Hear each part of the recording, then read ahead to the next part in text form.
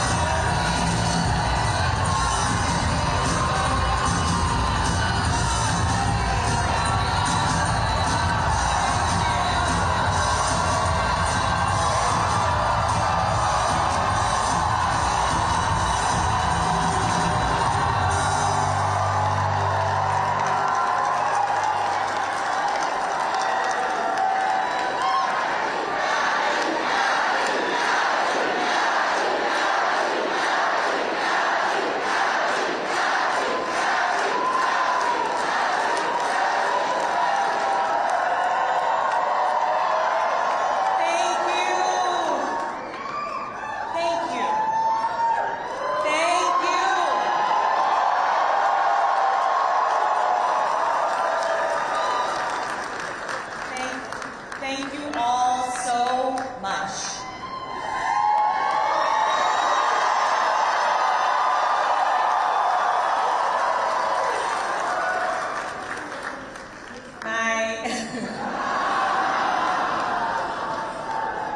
My fellow Virginians,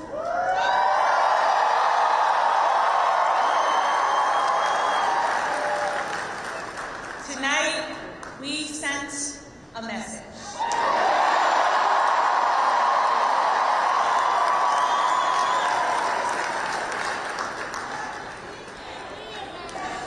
We sent a message to every corner of the Commonwealth. A message to our neighbors and our fellow Americans across the country. We sent a message to the whole world that in 2025, Virginia chose pragmatism over partisanship. We chose our Commonwealth over chaos.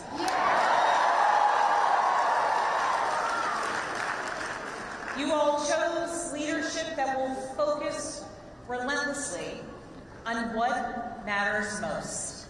Lowering costs, keeping our communities safe, and strengthening our economy for every Virginian.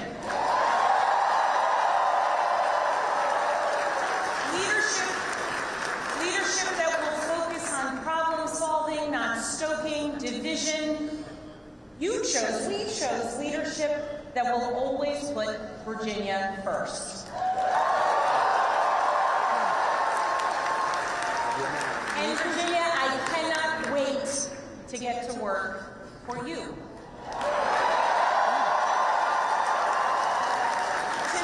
Tonight we turned a page. We turned that page by listening to our neighbors, focusing on practical results, laying out a clear agenda and leading with decency and determination.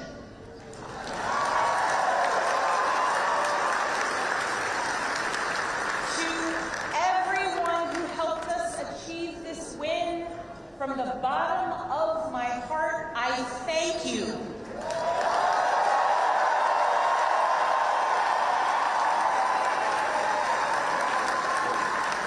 I thank you for the trust that you have placed in me, and it is the honor of my lifetime to be elected the 75th governor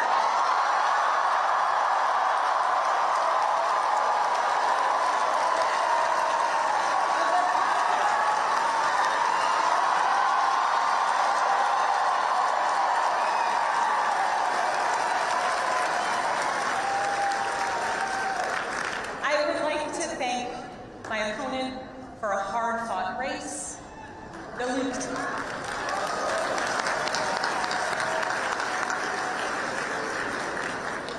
Lieutenant Governor's story, her military service, and her years of service here in Virginia deserve our respect and our gratitude, and I ask that you join me in wishing her and her family well.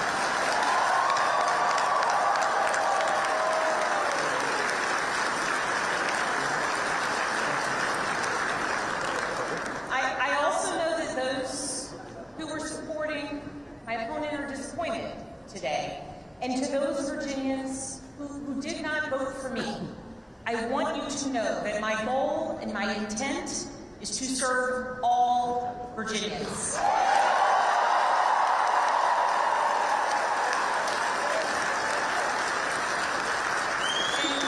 And that means that I will listen to you, I will work for you and with you. That is the approach that I've taken throughout my entire career. I have worked with anyone and everyone, regardless of political party, to deliver results for the people that I serve. And that's because I believe in this idea that there is so much more that unites us as Virginians and as Americans than divides us.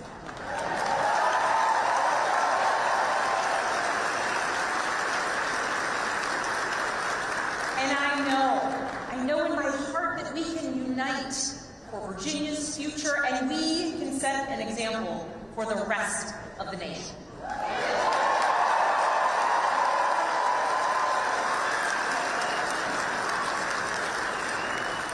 Our founders understood this from the very beginning.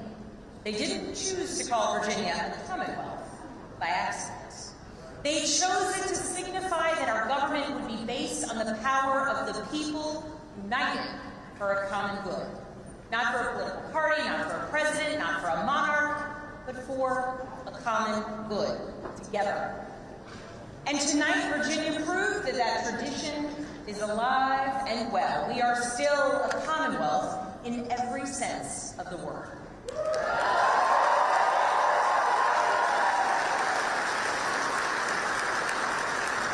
We are built on the things we share, not the things that pull us apart. And I am proud that our campaign earned votes from Democrats, Republicans, Independents, and everyone in between.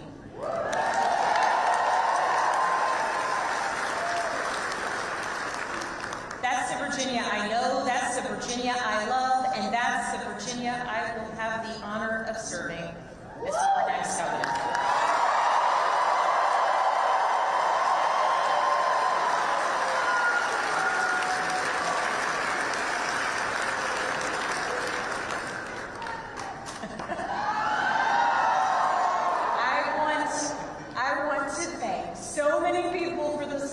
That they have given to our campaign. Thank you for your work. Thank you for your support. To our tireless volunteers, to those who believed in me, thank you.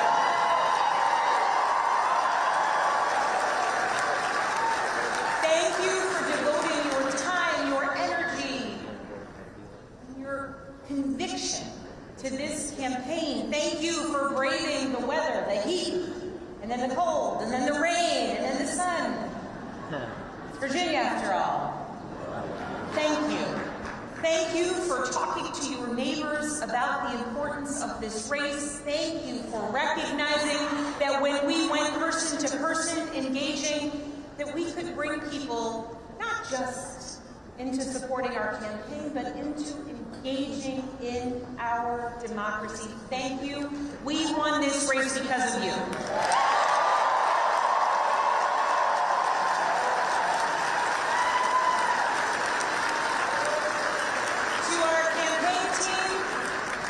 You're the best in the country.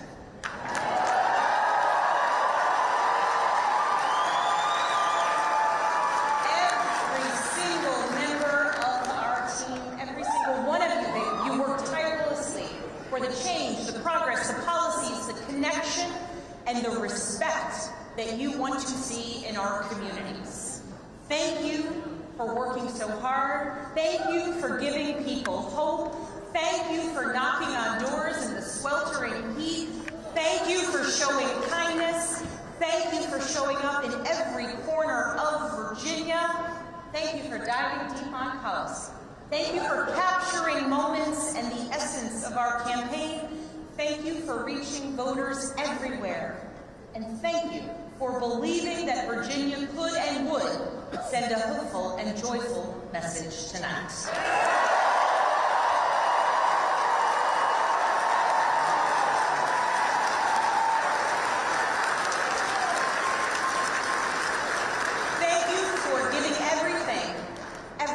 This campaign and this.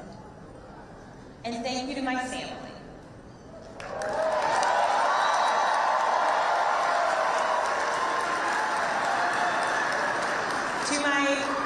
To my husband Adam.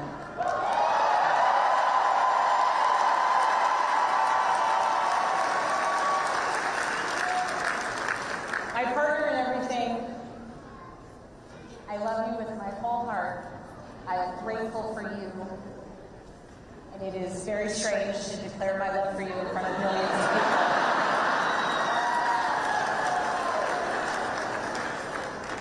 But every adventure we have ever been on has been worth it because you have been by my side. I love you, I'm grateful for you, and I cannot wait to see what the next couple of years bring.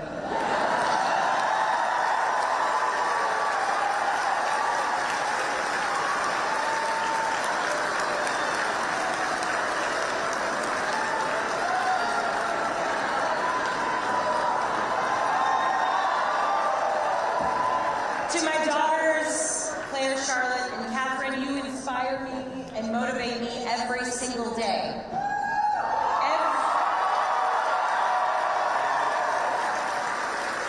Everything I do to build a better future for you and for all of Virginia's children, and I am so proud of you every single day. I am lucky to be your mother. And Catherine, you did not clean your room today as you promised me.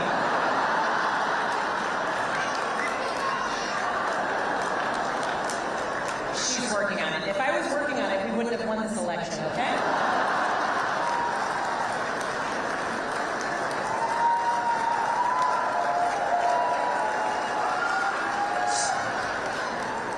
To my sisters, my dearest and earliest friends,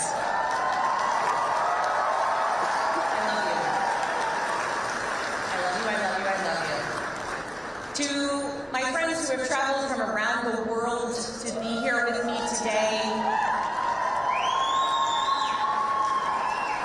thank you.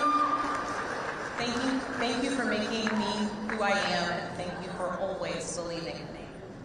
And to my parents, I love you. Thank you for leading by example every day. And I know that today is a day that you all could have never imagined. But you taught me the importance of service to others and relentless hard work.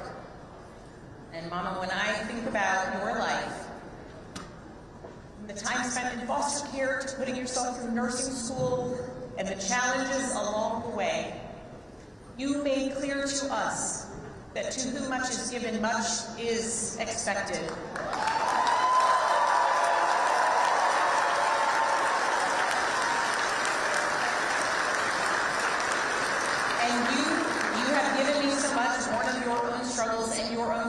challenges, and I know much is expected. Dad, thank you for your example of service and tireless devotion to family and country. Nothing has made me prouder than to follow in your footsteps, so many steps along the way.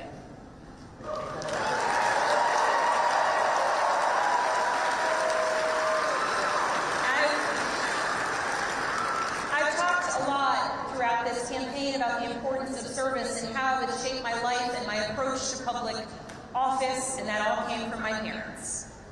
But this commitment to service, it is not unique to my family. It's ingrained in so many of Virginia's families. It is part of Virginia's story.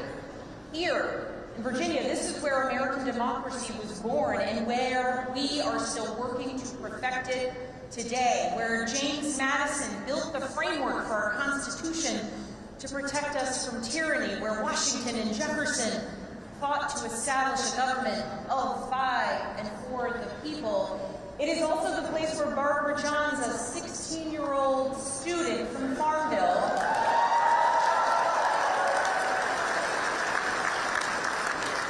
led a walkout of students that became part of the Brown versus the Board of Education case to integrate public schools.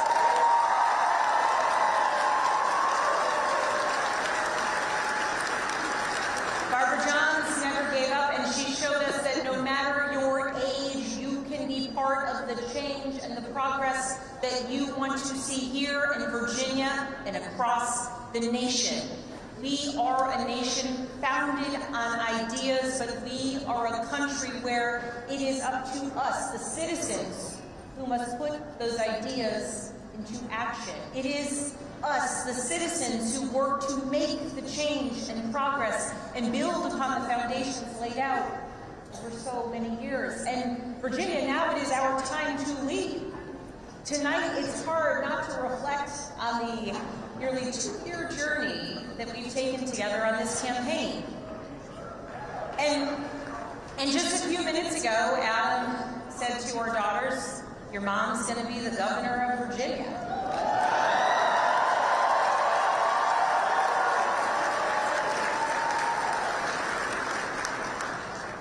And I can guarantee those words have never been spoken in Virginia ever before.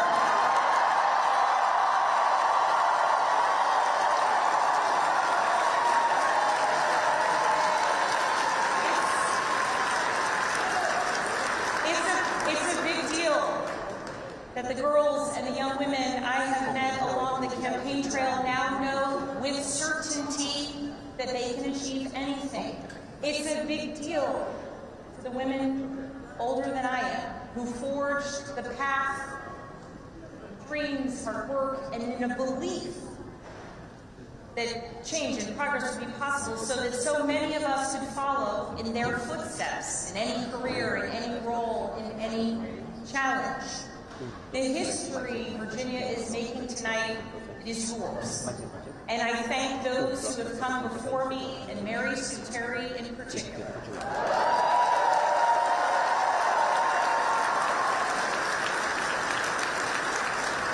She was the first woman elected statewide in Virginia. And because of her and the continued work of so many, there will be many more women to come for generations to come.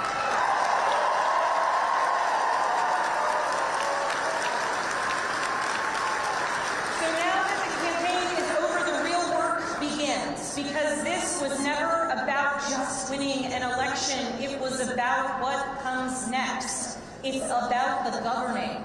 Virginia voters made our choice tonight, and that choice was loud and clear. We are going to work to lower costs of renting, buying, or staying in your home.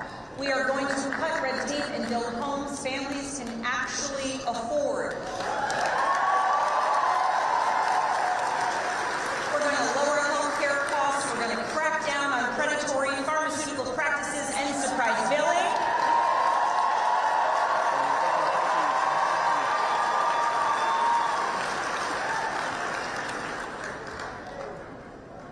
And we're going to produce more energy and we are going to lower costs, and we're going to do it by producing more energy here in Virginia, and we're going to make sure that large utility users make sure that they pay their fair share.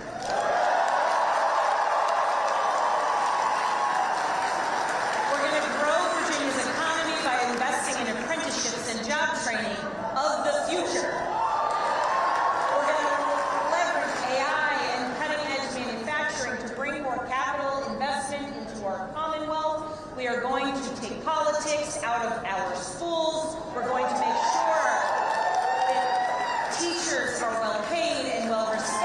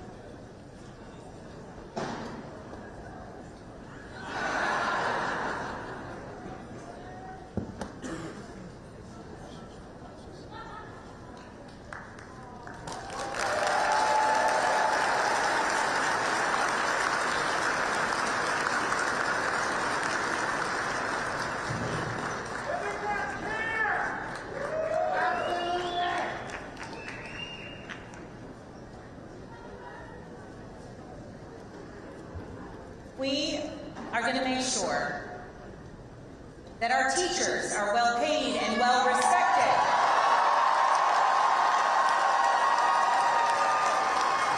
So that our students can focus on actually learning and so that parents know that their children will succeed. And we are going to make our communities safer by providing the training, pay, and support that our law enforcement community needs and deserves.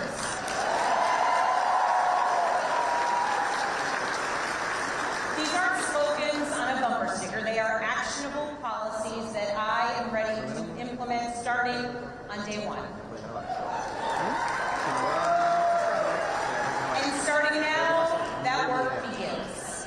So as we begin this transition to a new administration, I want to be absolutely clear about a couple things. First, Virginia is the only state in the South that hasn't restricted women's reproductive rights since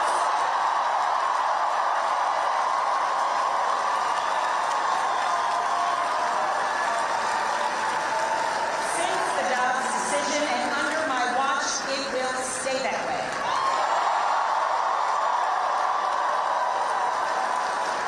In Virginia, healthcare decisions about contraception, fertility treatments, and reproductive care will continue to be made between women and their doctors, not politicians. That's a promise I've made and a promise I intend to keep. Second, I will always stand up for Virginia workers, always.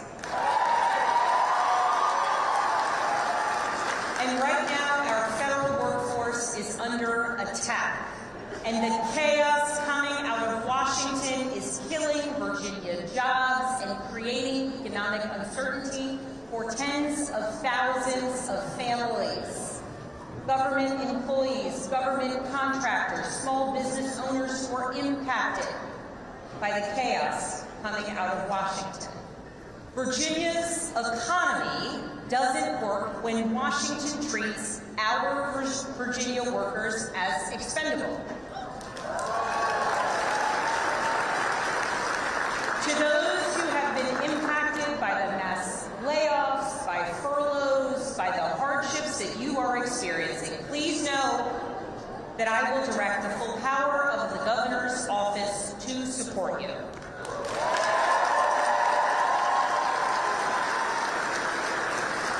And to those across the Potomac who are attacking our jobs and our economy, I will not stand by silently while you attack Virginia's workers.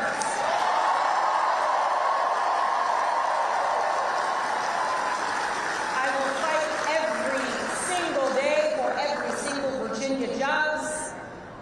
the ones we have now and the ones we will bring to our Commonwealth into the future. I will stand up to anyone who tries to harm our economy or the livelihoods of our Virginians. As governor, my job will be to put Virginia first, full stop. And tonight, as the governor-elect, I call on Congress, Republicans and Democrats, and our president to make real progress on bringing this shutdown to an end.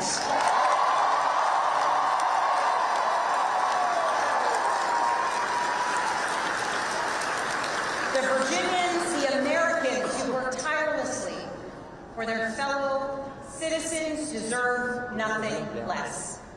I know we're living in a time filled with chaos. We live in a time marked by uncertainty, and along the way, we do our best to try and explain it to our kids. I know the list of challenges that we are facing is long, but I also know that the only way we're going to solve these problems is by tackling them together. Democrats, Republicans, Independents, all of us, because that embodies the message that we sent tonight. That is what being a Commonwealth is all about, standing united for our future. That is what Virginia is about. So let's show the world what we're made of. Let's get to work. Thank you all so very much.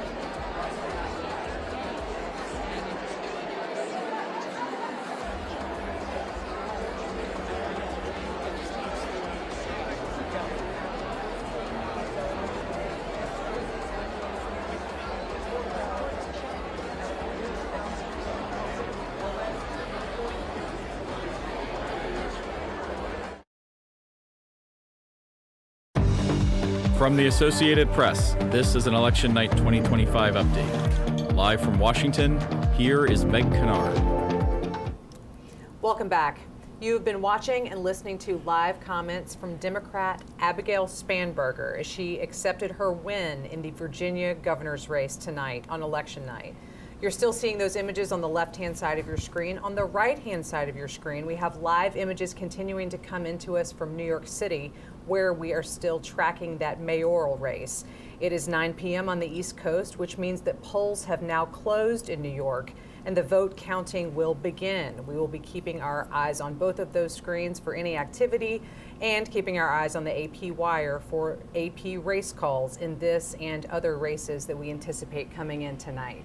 But for now, I'm going to take a moment, and I'm joined by Sagar. We're going to discuss a little bit from what we heard from Abigail Spanberger as she accepted her win tonight. Just give us a sense of what you heard in that speech and what she seems to be bringing forward as her campaign moves from campaign now into transitional phase. Yeah, in the beginning, it was very much a bipartisan speech. And in her words, Virginia tonight chose pragmatism over partisanship, and they chose commonwealth over chaos. This was a campaign that focused on economic issues. Virginia's been badly hurt by a lot of Trump policies and the government shutdown, with hundreds of thousands of federal workers there. That was the strategy that helped her win. That may be a strategy that other Democrats look to adopt in the midterms next year. And if so, that becomes a problem for Republicans, because Donald Trump to this point has not been able to deliver that economic turnaround he promised. Spanberger also went back to her campaign in 2018 when Democrats took the House majority with more of a centrist message. If this now becomes the blueprint for Democrats, they've shown they can win in a key swing state and turn the governor's mansion from Republican to Democrat, could be a sign of things to come for the Democrats' new playbook. It's always been interesting, especially in these campaigns that we're watching, this gubernatorial contest and the New Jersey race as well, to watch those Democratic candidates and the messages that they're testing out.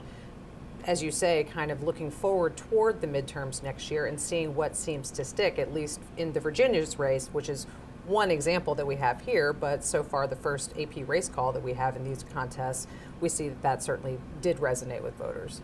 It's a referendum on Trump 2.0 so far, and it's a good start for Democrats if they can pull that off, and if Mikey Cheryl can replicate that in New Jersey and beat another Trump acolyte type, that's a good sign for Democrats and maybe helps them right the ship after all those losses last year and gives them some needed momentum, in their own words, heading into 2026. Certainly they will continue to be thinking about that as they make plans for the midterms next year. Sagar, thank you so much. That's a good transition for us into that other gubernatorial contest that we're following tonight in New Jersey.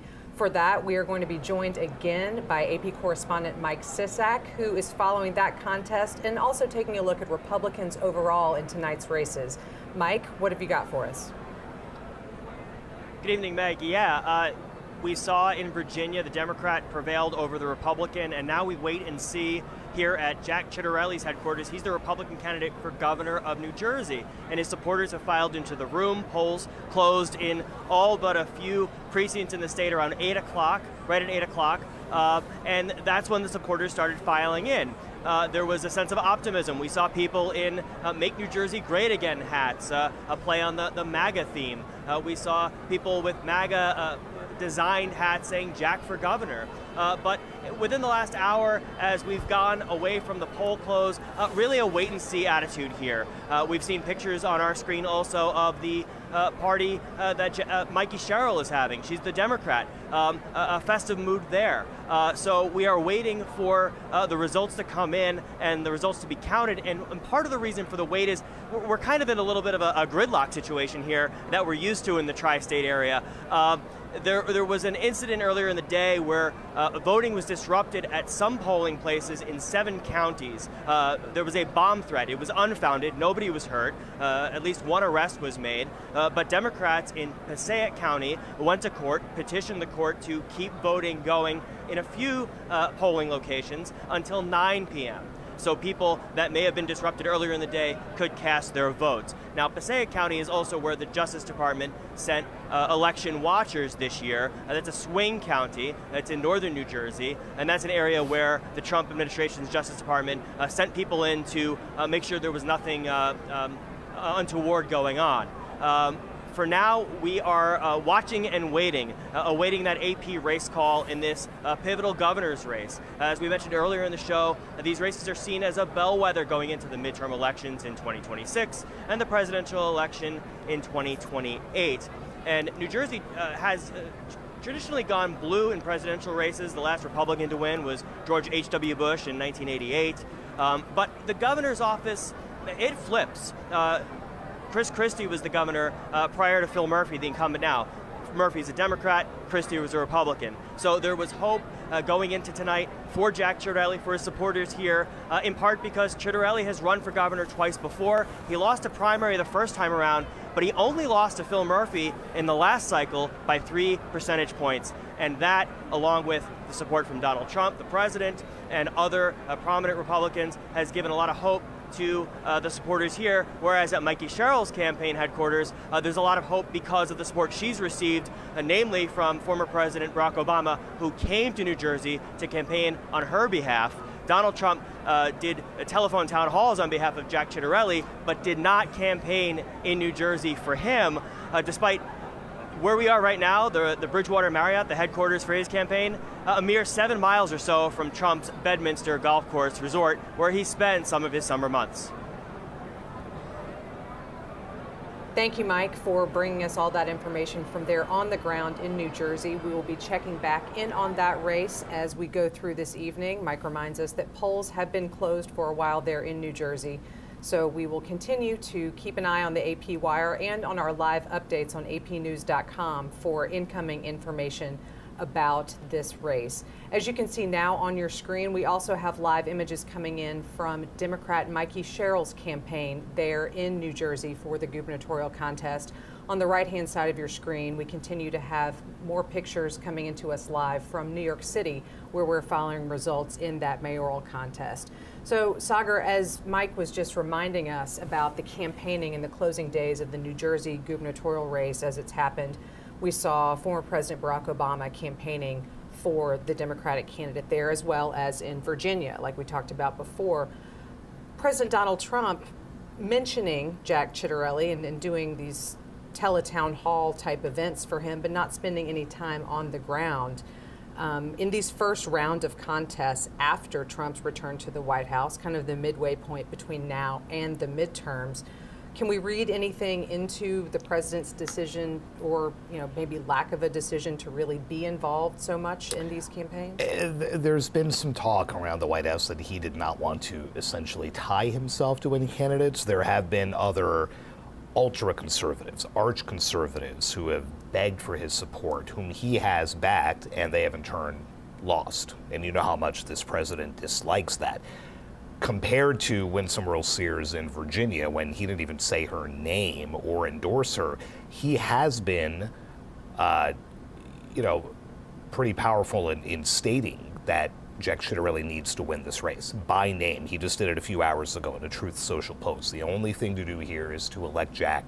Jack will be great. Jack knows a lot about energy. I mean, very effusive praise. Mm-hmm. And he did come out and endorse him. And that's even after Ciattarelli 10 years ago had come out against Trump. And that's usually not the kind of thing that Donald Trump forgives, but right. He did in this case. That gives you a sense of the stakes for Republicans here. But it is interesting, with his trips to New Jersey, to his golf club, with his trips to another golf club in Virginia, he didn't set foot in either of those two states to campaign for the GOP candidates. Right. And whether that played a role here or not, one of the two has now gone to the Democrats.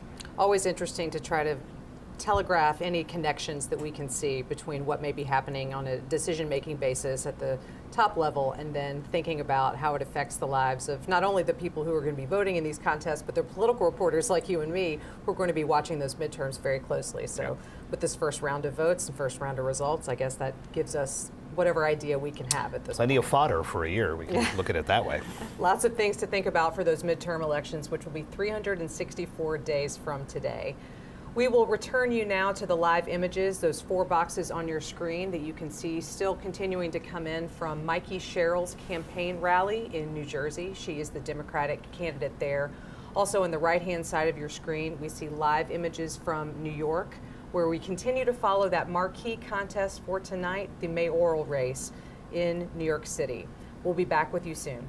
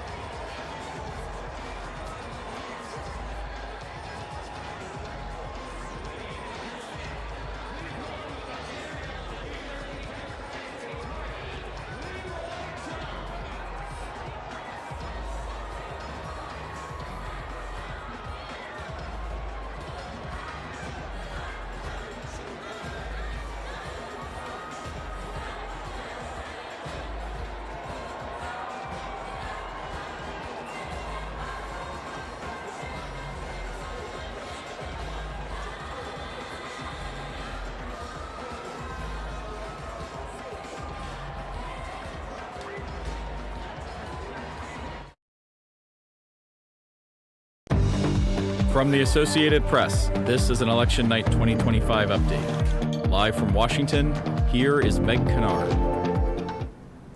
This is a breaking alert that has just moved on the AP wire. The Associated Press has determined that Democrat Mikey Cheryl has been elected as governor of New Jersey. The four-term U.S. representative pledged to tackle rising consumer costs and blasted President Donald Trump for failing to reduce prices as he had promised during the 2024 campaign.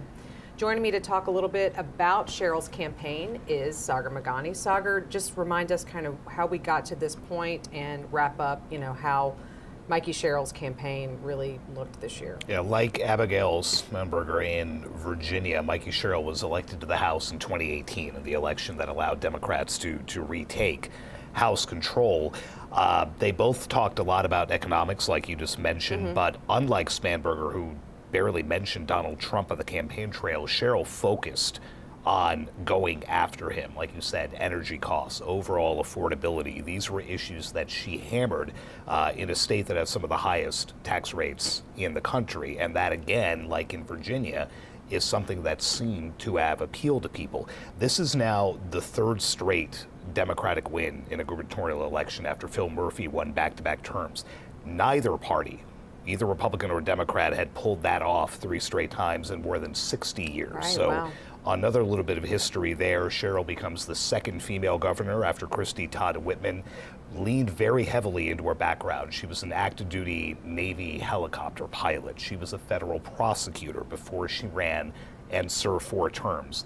And now she gets to move to Trenton and become governor. Got it. It's so interesting to think about the biographies of these candidates and which ones sort of lean into them as they're campaigning and which ones maybe focus on something different. But that's definitely something that we saw Mikey Cheryl doing during her time on the campaign trail. She is someone who had that military service in her background and really wanted to play up the national security portion, as did Abigail Spanberger again in Virginia. Cheryl's grandfather was a pilot in World War II. And then she goes on to, again, serve in the Navy for more than 10 years, flying rather large helicopters. So it seems to be a playbook that has worked so far for Democrats, 2 for 2 in the only 2 governors' races so far this year. Right. Thank you so much for that analysis of the Democratic side of things. And now to think about the Republican side of this contest, we are going to go back to Mike Sisak in New Jersey, who has been with Republican Jack Ciattarelli's campaign at their rally site this evening. Mike, give us a sense of what you're seeing and hearing from Republicans in this contest tonight. Yeah, you're seeing on your screens Mikey Cheryl's headquarters, the Democrat that the AP has declared the winner in this race. Lots of jubilation there. Not so much at Jack Ciattarelli's headquarters. He's the Republican who now has lost his 3rd bid to be governor of New Jersey. He lost in a primary 2 cycles ago, lost to Phil Murphy, the incumbent now, by 3 percentage points back in 2021, and has now lost to Mikey Cheryl in this race. We have not heard yet from Jack Ciattarelli. He is expected to speak at some point tonight at his headquarters here in Bridgewater, New Jersey. But already you have some glum faces in the crowd, people checking their phones, refreshing results, looking at the race call from the AP and other news organizations. And you have what was initially a festive mood turning quite dour. People still trying to make the most of it, conversing with friends, having some drinks, and waiting to hear from Jack Ciattarelli. Also, inevitably, the questions start to come out about what went wrong. We've seen on social media already people questioning the strategy of President Donald Trump not to campaign for Jack Ciattarelli in New Jersey, while others have pointed out that Ciattarelli has struck out twice before in his campaigns for governor, and that maybe this wasn't so much a referendum on President Donald Trump, but really a referendum on the candidates in this race. And as you mentioned, Mikey Cheryl is popular. She has been elected to Congress several times, and she flipped a Republican stronghold when she won that race in 2018.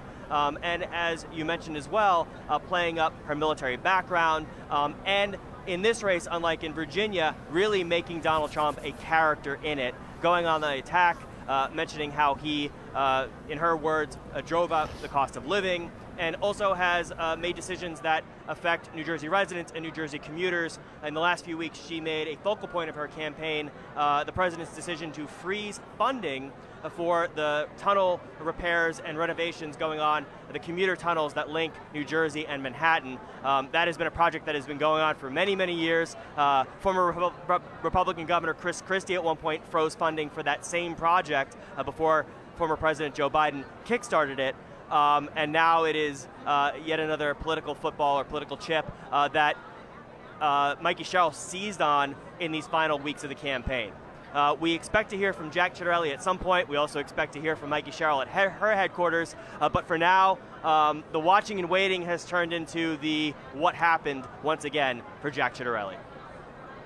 Mike, thank you so much for that reporting on the ground there from Jack Ciattarelli's campaign headquarters tonight.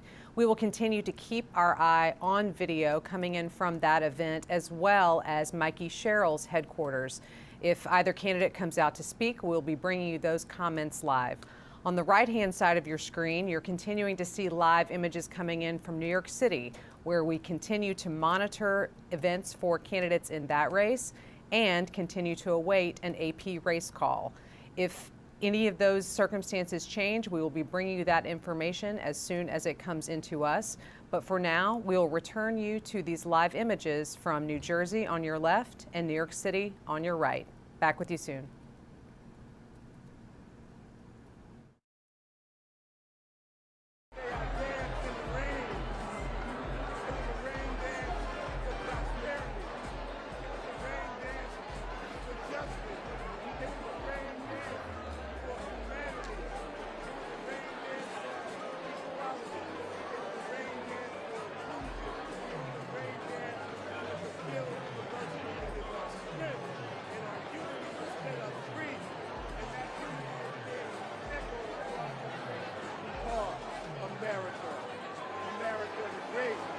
America, the home of the brave and the free. And all I see out there is individuals that were those brave individuals that stood up against the tyranny of Donald Trump. And today we said no to Donald Trump and yes to democracy.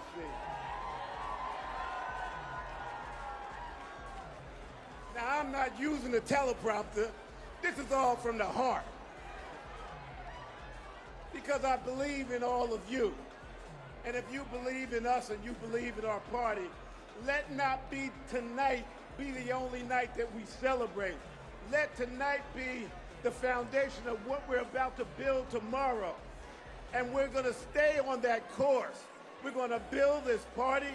We're going to be inclusive. We're going to listen to the voices that people have out there.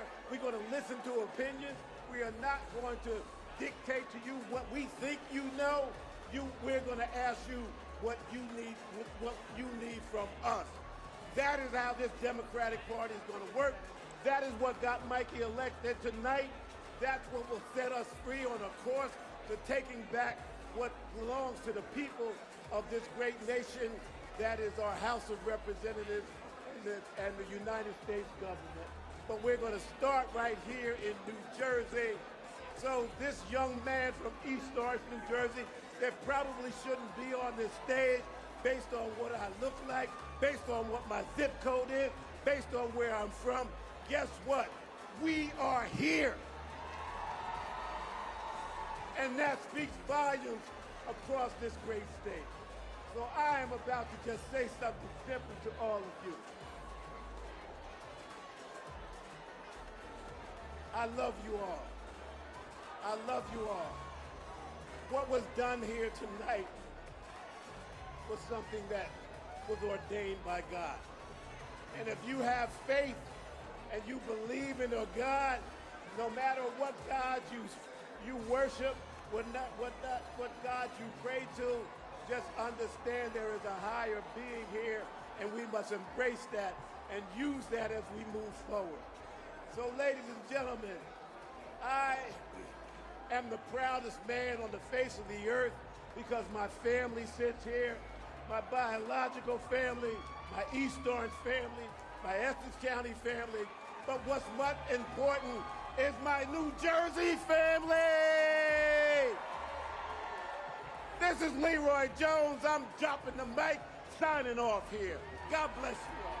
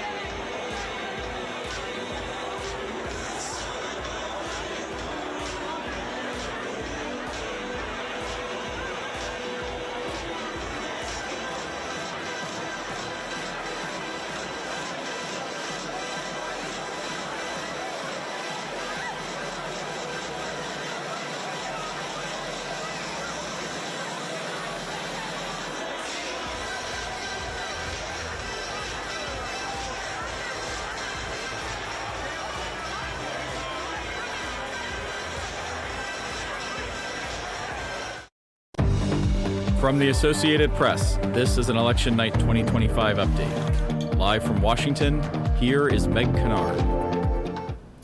This is a breaking alert that has just moved on the AP wire. The Associated Press has determined that Democrat Zohran Mamdani has been elected as mayor of New York City. The 34-year-old and his campaign has come to symbolize the more youthful and progressive wing of the Democratic Party. Joining me to talk about this race is Zohran Mamdani. Zohran, so again, this is the big race that we've been watching all night. We've been watching the live video coming in all night from people gathering. But now that we have this race call and the AP has declared Mamdani as the winner in New York City, what can we see there, and how do we think that this really is couched in tonight's overall results? Yeah, this was really a generational and ideological race. Here you have Mamdani at 34, who will now become New York's youngest mayor in more than 100 years, against Andrew Cuomo, the once disgraced governor, who claimed he was ready to do this from day one. Obviously a knock at the younger Mamdani, who describes himself as a socialist, a democratic socialist. This now plays into a lot of thinking that Democrats really do need to embrace that wing of the party to make themselves more relevant. But then when you look at the two governor's races that have been decided in Virginia and in New Jersey, both of the winners there ran as more centrist Democrats. So it's a really interesting dichotomy now for the party, where you've scored these three big wins going in two totally opposite directions. But Mamdani's campaign, you know, a young guy, very digitally savvy. It was entirely focused on how expensive it is to live there. And he put out some ideas about how to make things cheaper. That electrified a lot of folks, that turned off a lot of folks. It infuriated President Trump, who threatened to arrest and deport him. He was born in Uganda. He is an American citizen, so you can't just arrest and deport him. But That was the kind of rhetoric that we heard. And New York is the nation's biggest city. It's always going to get attention. This race just took on a life of its own. And no one had heard of Zohran Mamdani a year ago. 33-year-old state lawmaker has now been elected the mayor of America's biggest city. A stunning ascent for him there. Absolutely. And I want to talk in just a minute about some of the contrasts with the other major contests that we've been tracking tonight, which Democrats have also been declared winners in. But if you are just joining us, just an update on where we are on this election night.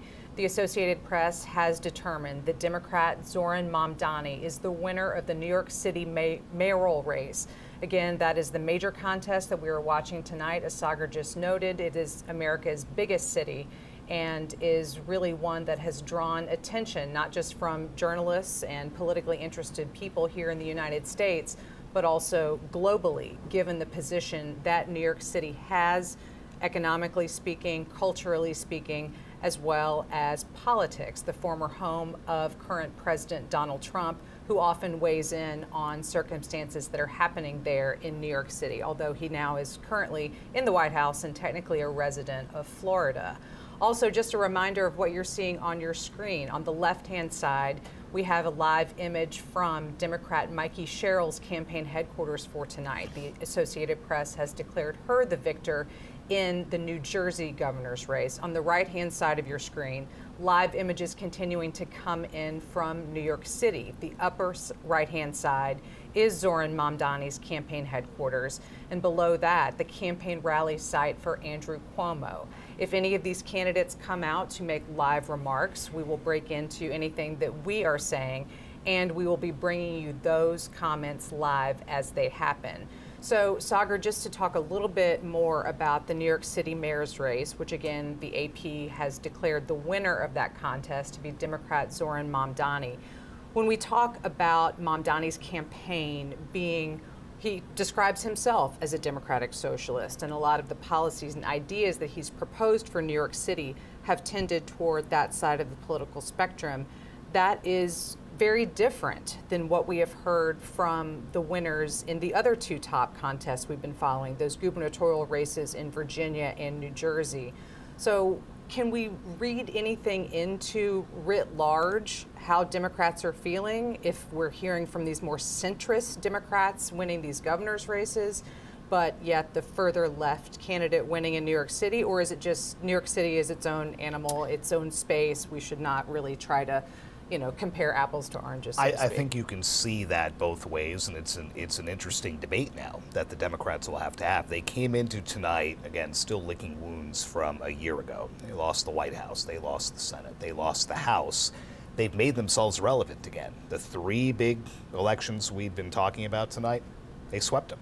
They won all three, but again, with two diametrically different approaches. So what does the party do? Does this, further embolden that progressive wing, like Mamdani, like AOC, Bernie Sanders, folks like that. Both of whom we saw campaigning with him. Exactly. Right. Both of whom were on the campaign trail with him. Or you have the more centrist, more moderate ones who worry that some of the policies that Mamdani put out about raising taxes on the rich, about making city buses free, about making free child care, things like that, they worry that as they try to broaden the party's appeal to a bigger swath of America, if the focus is on that kind of thing that some even Democrats will say is way too far left, where does that leave you going into the midterm? So I think they have to be feeling good about all three, but now the party elders will have to have that debate.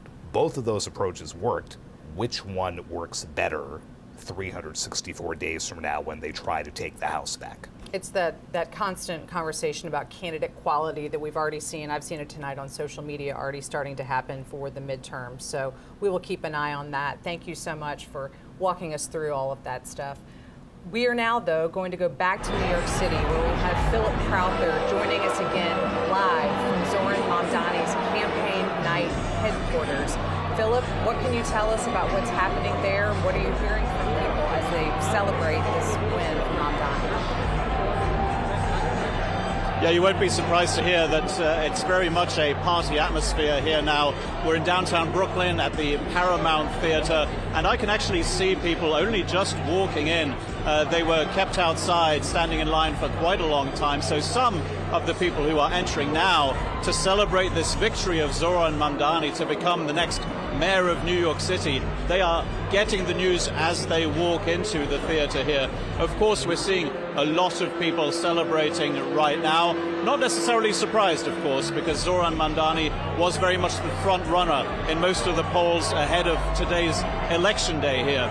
It's also worth mentioning that a really large amount of New York City voters went out to vote in the end. In fact, the highest number of voters for a New York City mayoral election in 30 years this time around. Very much a race that captured the imagination of New Yorkers, and that also got a lot of interest from the national media, from the international media. Very much a story that has been followed throughout the world, this one. A lot of journalists here, of course, and among them is Tara Palmieri. She's the host of the Tara Palmieri Show on YouTube. Thank you very much for joining us again, Tara. Thanks for having me. Now, it's time for us now to digest this news now. It's not a surprise that Zohran Mamdani is now projected to become the next mayor of New York City. But what is your initial reaction? Does it take you back a few months to that moment when it looked like it was very improbable that he could become mayor of this city? I mean, it was such a dramatic upset. That primary, he beat Andrew Cuomo by 13 points. And I think that really rocked the Democratic establishment. And they've all been bracing for this moment right now. And what they want to see is how decisive that win ends up being as it shakes out. Right now, he's about 10 points ahead of Andrew Cuomo, but he wants to go into this mandate with over 50%. And he wants to show overwhelming support when he pushes for these really progressive programs. When he goes to Albany, state capital, and he asks to help him fund, universal child care, universal free busing. I mean, he said that he wants to raise taxes on the wealthy and corporations. He can't do that. It's the governor, Kathy Hochul. There are city-run grocery stores. There are a number of things that he really wants to do, but he needs to have that political mandate to do that. And so while everyone is so excited here, I mean, what he represents, 34-year-old, Muslim, South Asian, New Yorker, literally started the race at 0%, whereas Andrew Cuomo started as a former governor, son of a former governor, former HUD, official in the Clinton administration, entitled, I would say, but dynasty. And for a very long time, the presumed frontrunner, he had the donors behind him, he had the real estate community, and to see Zohran Mamdani not only beat him, but overwhelmingly by what looks like it may be double digits. We'll have to say and keep close eye. And again, it's called so quickly, within an hour of the polls closing. It's really telling, and I think it reflects a moment right now in the Democratic Party where the base is overwhelmingly rejecting the establishment. Andrew Cuomo represents the Democratic establishment. He was the candidate picked by the establishment. And we have, the establishment players. Chuck Schumer, the Senate Minority Leader, has not endorsed. Hakeem Jeffries, the Minority Leader, has quietly endorsed. And then, Kathy Hochul is the governor and knows that her re-election in a year will depend very much on winning the support of the city. She's endorsed, but she's a center-left Democrat. And I think there are just a lot of questions about what this progressive populist movement, as Mandani calls it, democratic socialism, which a lot of people are still wrapping their heads around. What does that even mean, right? What does that mean for the party? Can that exist in New York City and Ohio? How does the party separate itself in the midterm elections in a year from now? Is he just going to become the poster boy for the Democratic Party that the Republicans will use as a foil? Will President Trump target him in his, ICE initiatives and his anti-immigration initiatives?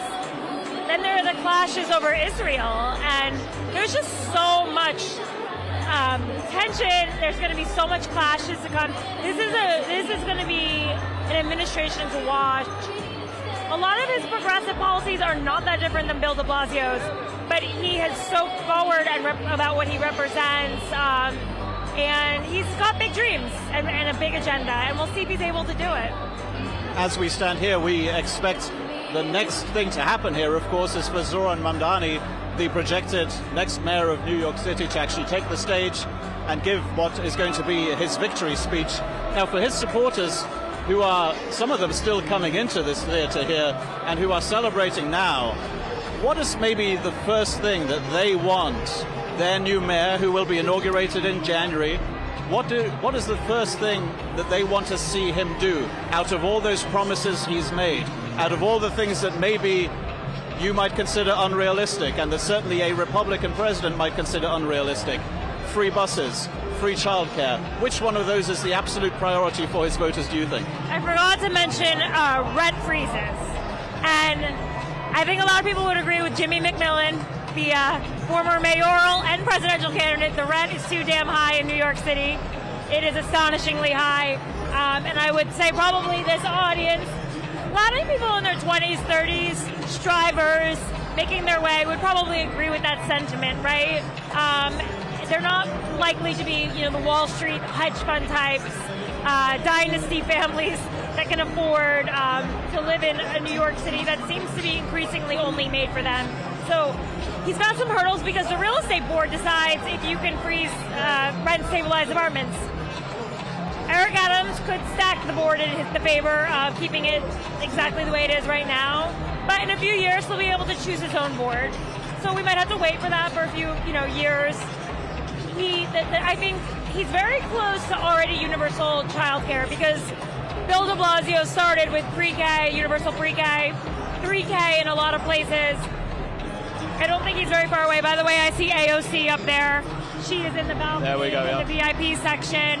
AOC being Representative Alexandria Ocasio-Cortez of New York. She's right up there. One. So I saw Cynthia Nixon earlier. She's another populist, progressive star in the party right behind us over there, Hassan Piker. But yeah, I think there's the universal busing. I mean, it costs about $800 million a year. But in a $20 billion per year budget, it's not like that much money, Some have pointed out that they've been able to give subsidies to Elon Musk bigger than that, so maybe there's some private-public partnerships. I think he's certainly going to need to build some inroads with the police community. I mean, there's no doubt that his rhetoric on defund the police is going to be an issue. They have literal veto power over a mayor. It is extremely strong force for him, and he apologized on Fox News for his prior comments. He's going to have to, I think he's going to have to continue to address that. And keeping Jessica Tisch, the current police commissioner, on, I think it's a really good first step to show that he respects the force and the moderation that they want. And I think there's, he really can't raise taxes on the wealthy without the governor. I don't think she'll do it in an election year. Raising taxes on corporations, again, I don't think he'll do that. But I think it's all the things that people really want to hear, and it's a testing ground. And it's certainly, listen, for a party that was polling at 27% approval rating, the Democratic Party, pretty amazing to see all these people out here celebrating the Democratic Party. A pretty astonishing sweep tonight.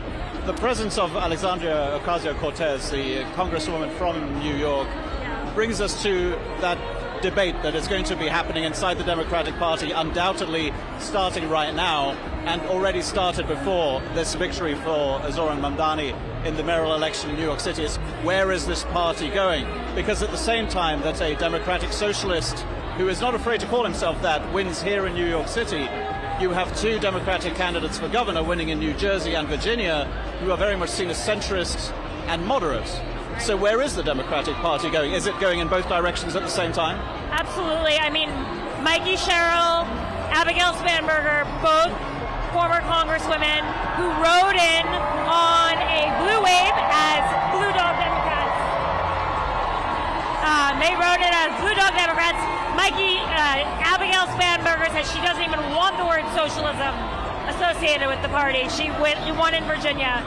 Mikey Cheryl had a tough race against a Republican candidate. They're going to have to try to prove that they are a big tent party. They need to activate the base, but this is a base of voters that, frankly, I think his populist messaging around affordability was very similar to President Trump's. President Trump said, "I'm going to lower the cost of goods." So did Mamdani.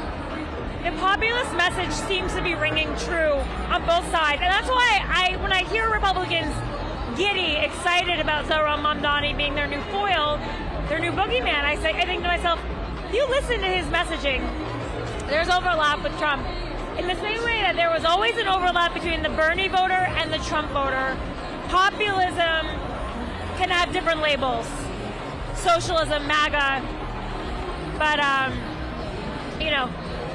the people know what they want, and they want affordability right now in a time of high inflation and costs through the roof.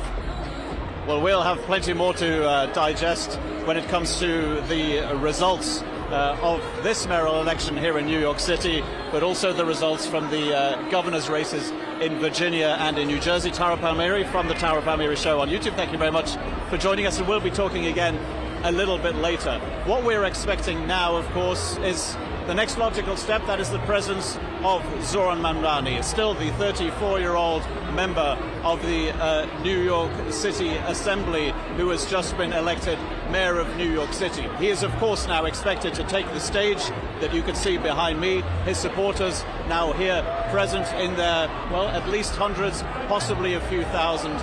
We expect them to listen to his victory speech pretty soon indeed, and we'll, of course, bring that to you live.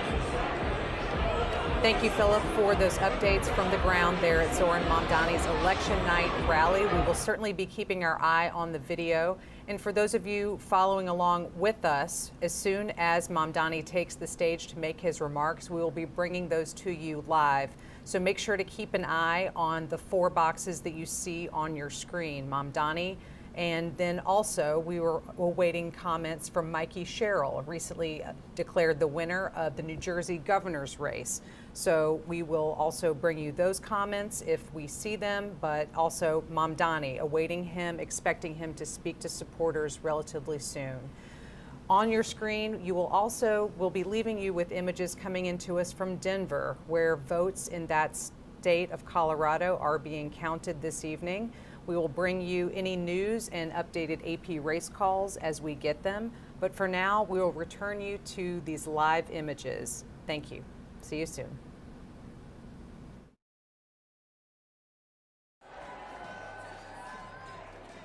She listens to people, she includes them, and she leads with both her head and her heart. And no one gets left behind. So I think this outstanding victory tonight is a great affirmation of a positive direction we're headed in this country. And I don't think that we can rest easy, but I will say I will rest easier tonight knowing Mikey is at the helm.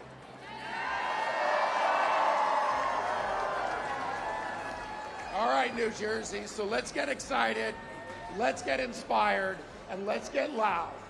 Ladies and gentlemen, please welcome the next governor of the great state of New Jersey, Mikey Cheryl.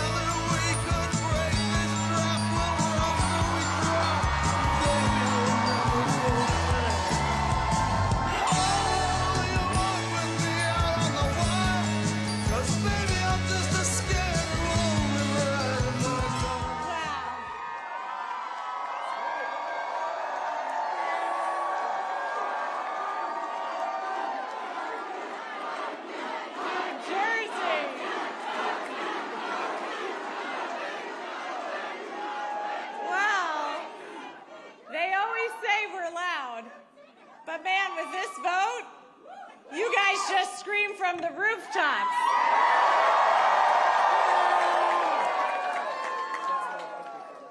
And people around the country have heard you.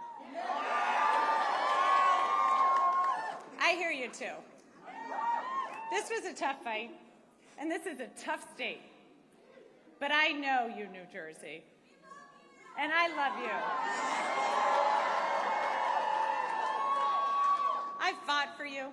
I've spoken with thousands of you over this last year. I know your struggles. I know your hopes. I know your dreams. So serving you is worth any tough fight I have to take on, and I am incredibly honored to be your next governor.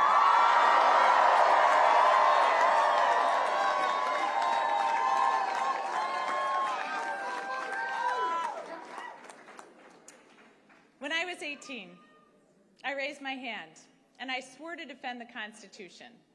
And that moment defines me.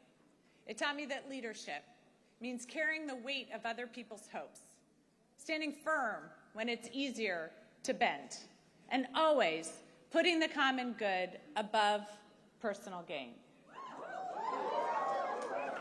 And I know how hard it can be to serve in these times.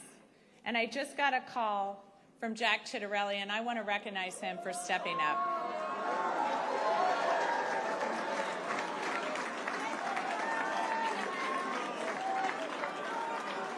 And all of you know, I love our history, and our state motto has always stuck with me.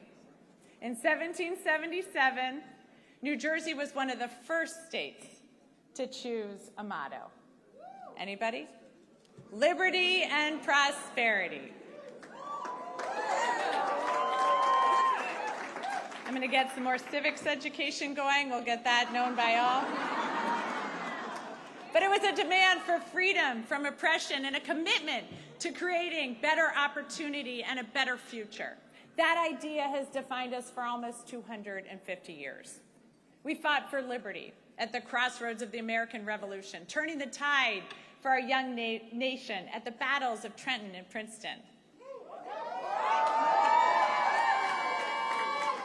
We offered prosperity as we built the nation during the Industrial Revolution. We've been the cradle of scientific discovery, inventing everything from the light bulb to the laser. Liberty and prosperity. I've seen the genius in that motto over the last year because both are essential in our democracy. And as the president is backing away from this ideal, cutting SNAP, ripping away health care, terminating Gateway, we here in New Jersey are bound to fight for a different future for our children.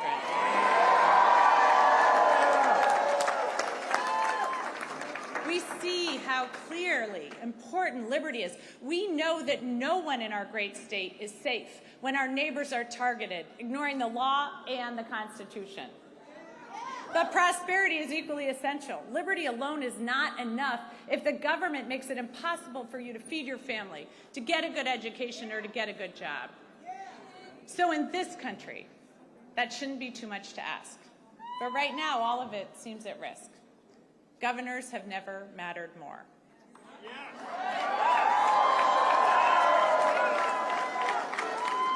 And in this state, I am determined to build prosperity for all of our citizens. And I've heard from thousands of you about what liberty and prosperity mean to you, what it's going to take for your family to thrive. So I hear you, Newark. I'm going to work with communities from the ground up so all of our neighbors thrive.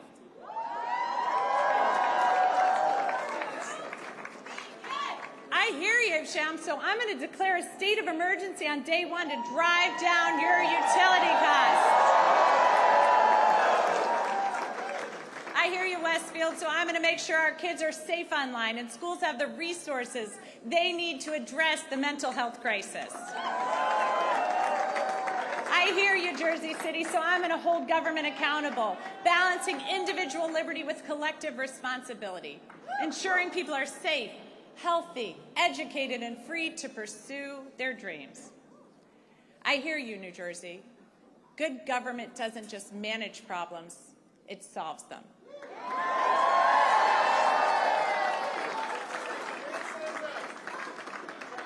So I'm going to continue to listen and work with you to move our state forward, because I have learned so much as I've traveled our state, our innovations, Our businesses, our inventors and entrepreneurs have amazed me, but it's the people that have left the biggest mark, especially those who are fighting for prosperity for their entire communities. I was moved during my block walk in Trenton with Shanique as she spoke so passionately about the promise of her city and her neighbors despite the challenges. I love the group of young men from Monroe who've been hard at work on this campaign. They want a seat at the table and they're ready to fight for their future. The little girls who come up to me to say that they're going to be a governor or they're going to be a president. It reminds me of my own belief that anything was possible. Akim's team, who worked their butts off,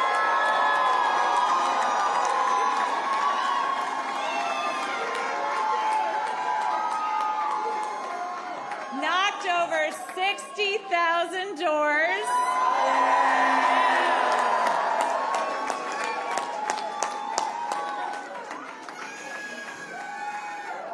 Akim told me these are not the kids who will succeed in Trump's vision of this country, but they will in mine. The men and women in labor.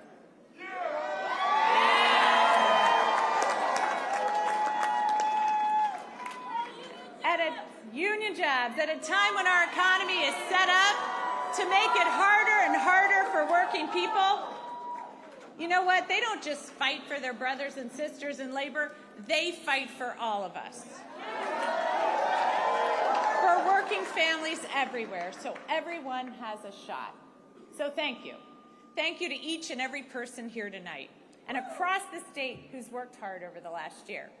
Thanks to the thousands of volunteers who made millions of calls, texts, and canvases, to everyone who's ready to stand and demand a better future for our kids and our families. To my running mate, Dr. Dale Caldwell.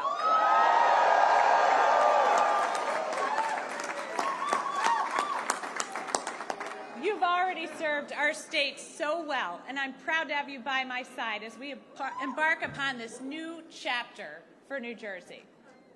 To my team, who put together a campaign the likes of this state has never seen, and helped in our efforts to create a great future for New Jersey. And thanks to my family,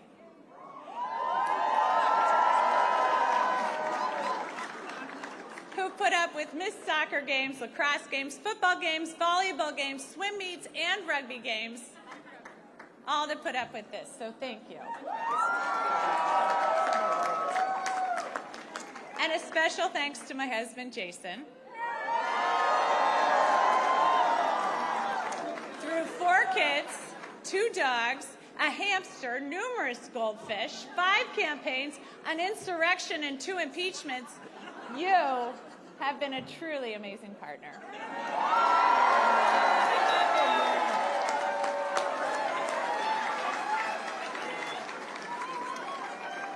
So thank you to everyone who's joined me in fighting for a better future. I know these are tough times. I know not everyone voted for me, but I'm working for everyone. Every single one of you. When we all do better, we all do better. So tomorrow begins a new day. And at each new day in New Jersey, the sun rises over the Statue of Liberty, a daily reminder of her promise. Give me your tired, your poor, your huddled masses yearning to breathe free.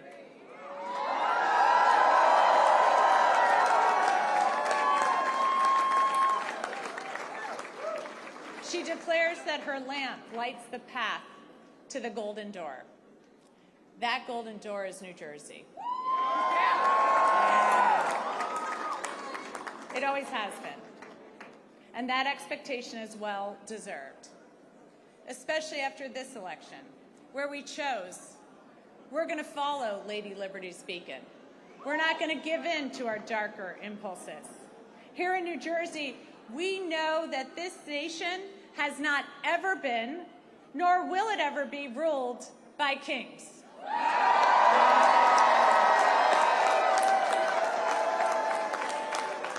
We take oaths to a constitution, not a king. We've chosen liberty, the very foundation of democracy, and we've chosen prosperity necessary to create opportunity for all. So New Jersey, to quote the boss, the future is now. Roll up your sleeves, let your passion flow. The country we carry in our hearts is waiting. Thank you, New Jersey.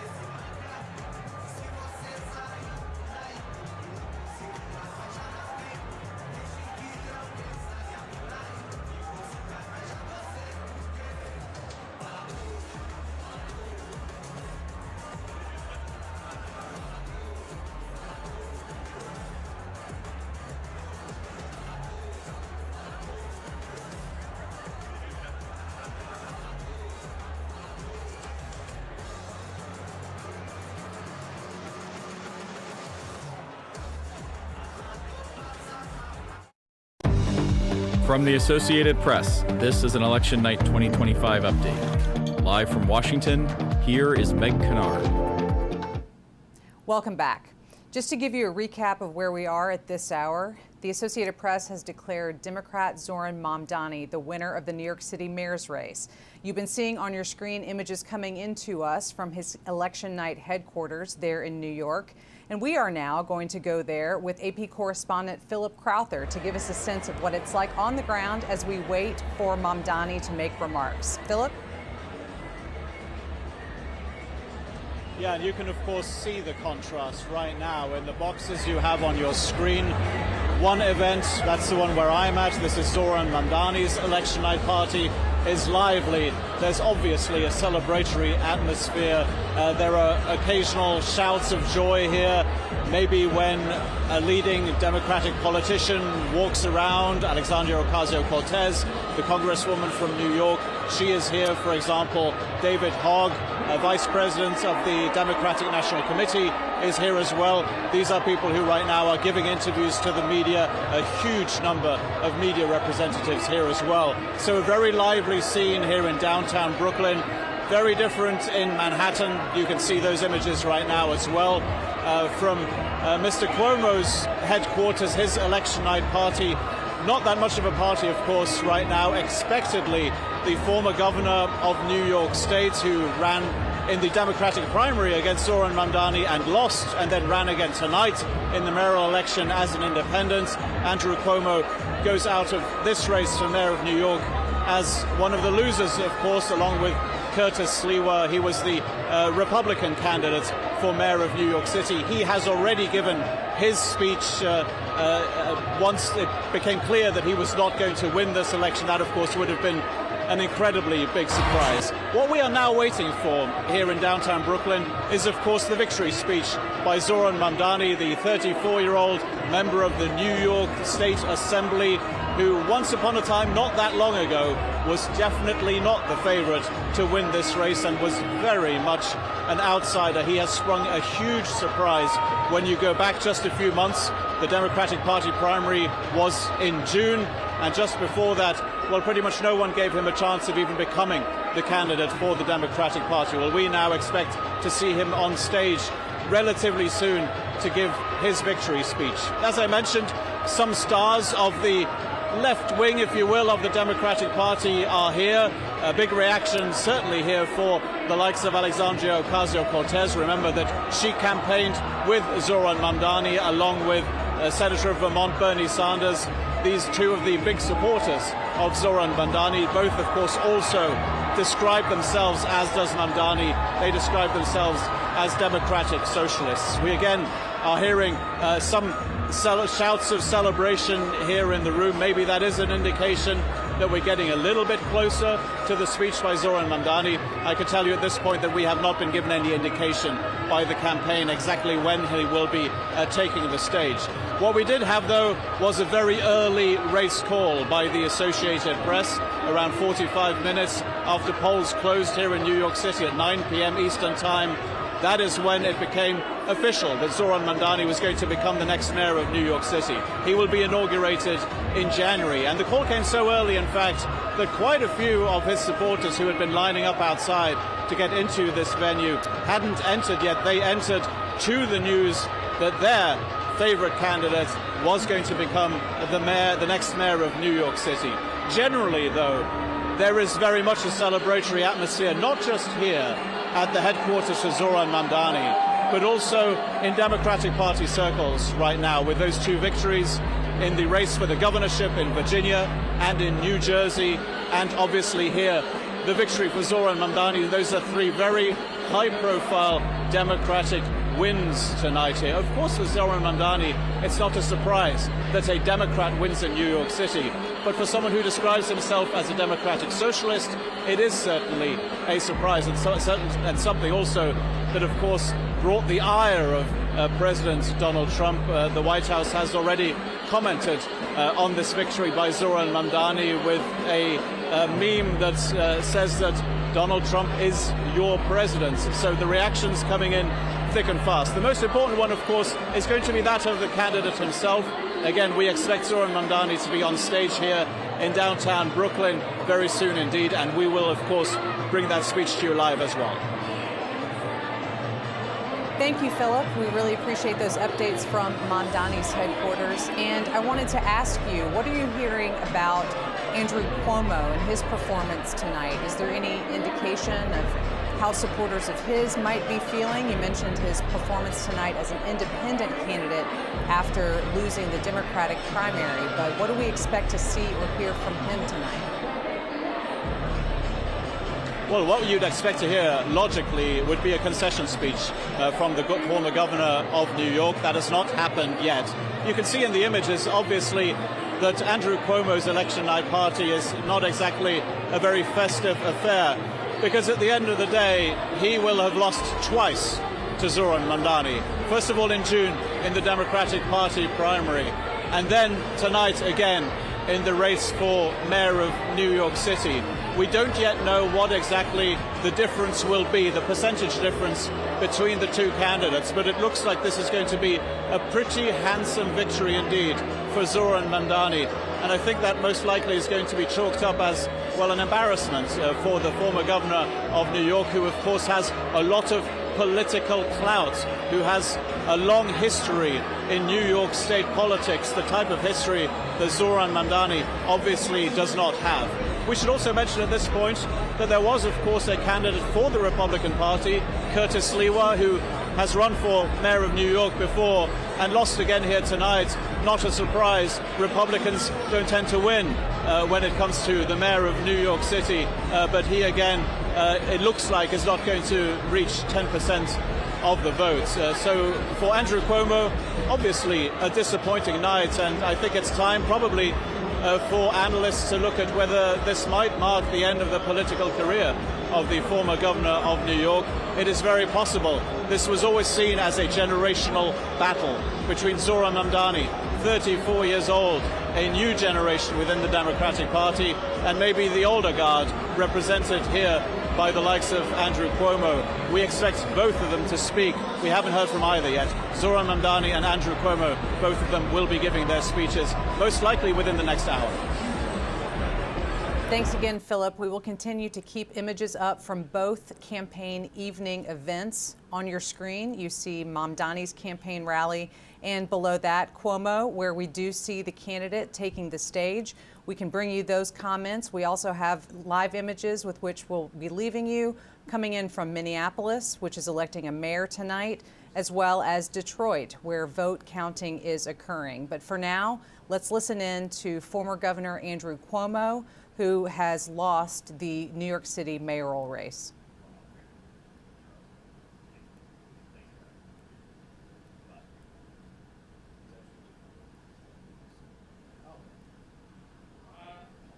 First, I love you too. I love you too. Let me acknowledge part of my special campaign team. We have from the right, Telef Lundaval, the new son-in-law, husband of Mariah. We have Mariah, Cara, Michaela. I want to thank our campaign chairman, Bill Mulrow, our great campaign manager, Greg Goldner. I want to thank Mayor Adams, who stepped out of the race to make us more competitive, and that was a very gracious thing to do. I want to thank Mayor Bloomberg, who gave us his support, Governor David Patterson, all the unions, and I am blessed. I am blessed to have the people in this room. You have been a phenomenal team. Great friends. You are superstars. Even more, you are New York patriots. And I am proud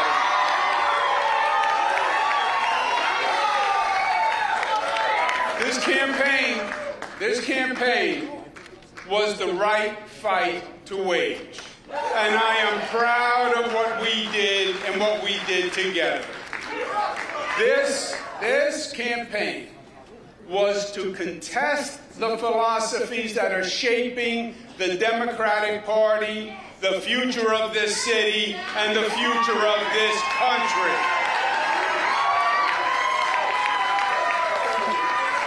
And this coalition transcended normal partisan politics. It brought together Democrats and Republicans and independents, joined by the simple fact that their first allegiance is as citizens of New York City.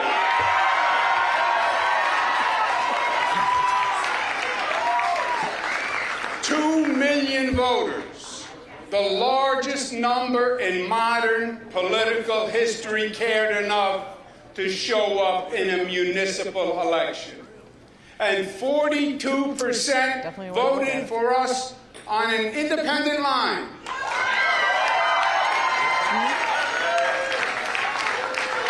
That is the highest percentage in modern history. Ironically, it is just higher than when Mario Cuomo got 40% on an independent line against Ed Koch in 1977. It's also important to note that almost half of New Yorkers did not vote to support a government agenda that makes promises that we know cannot be met. We support an economy of jobs, of opportunity, of entrepreneurship. That's what New York is, and that's what New York must remain. We are a nation of laws, and we believe in law and order, and we need the police to keep society safe. We will not make the NYPD the enemy. We cherish our diversity, and we have no tolerance for discrimination of any kind by race, religion, sexual orientation, or creed. And we will not tolerate any behavior that fans the flames of anti-Semitism or diverse attacks.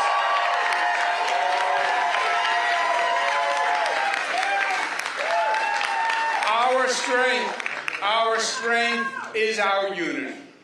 Black, white, brown, Christian, Muslim, Jewish, Buddhist, we are one. We are the family of New York. We believe in interconnection and mutuality and codependence. And you attack one of us, you attack all of us. That is what it means to be a New Yorker.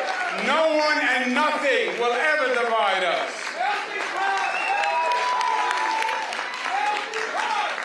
And this campaign was necessary to make that point.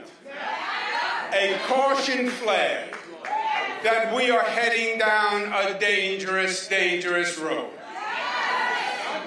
Well, we made that point, and they heard us, and we will hold them to it. Also, my friends, feel proud, because we accomplished the two important New York characteristics.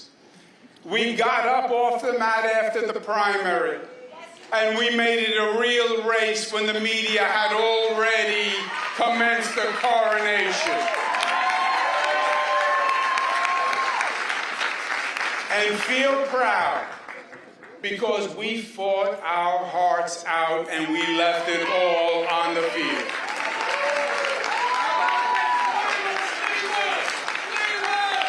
Congratulations to Zohran Mamdani.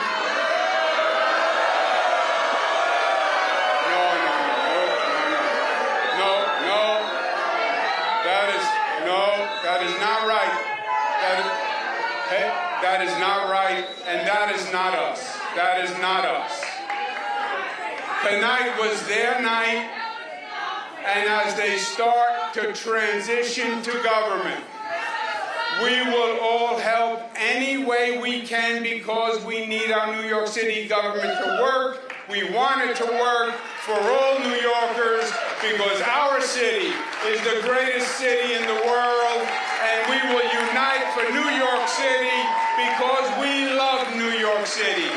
And from the bottom of my heart, I thank each and every one of you. I love you for the fight you made, for the soul that you showed, and the example that you set. New York City heard us, and we will be the better for it. Thank you, God bless you.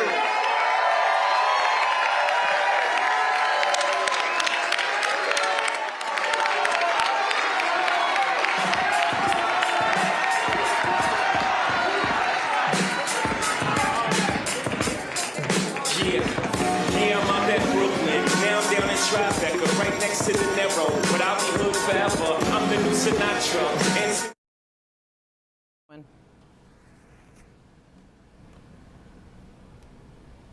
You've been listening to a concession speech from former New York Governor Andrew Cuomo as he acknowledges that he is not the winner of tonight's New York City mayoral race, which the Associated Press has declared was won by Democrat Zohran Mamdani.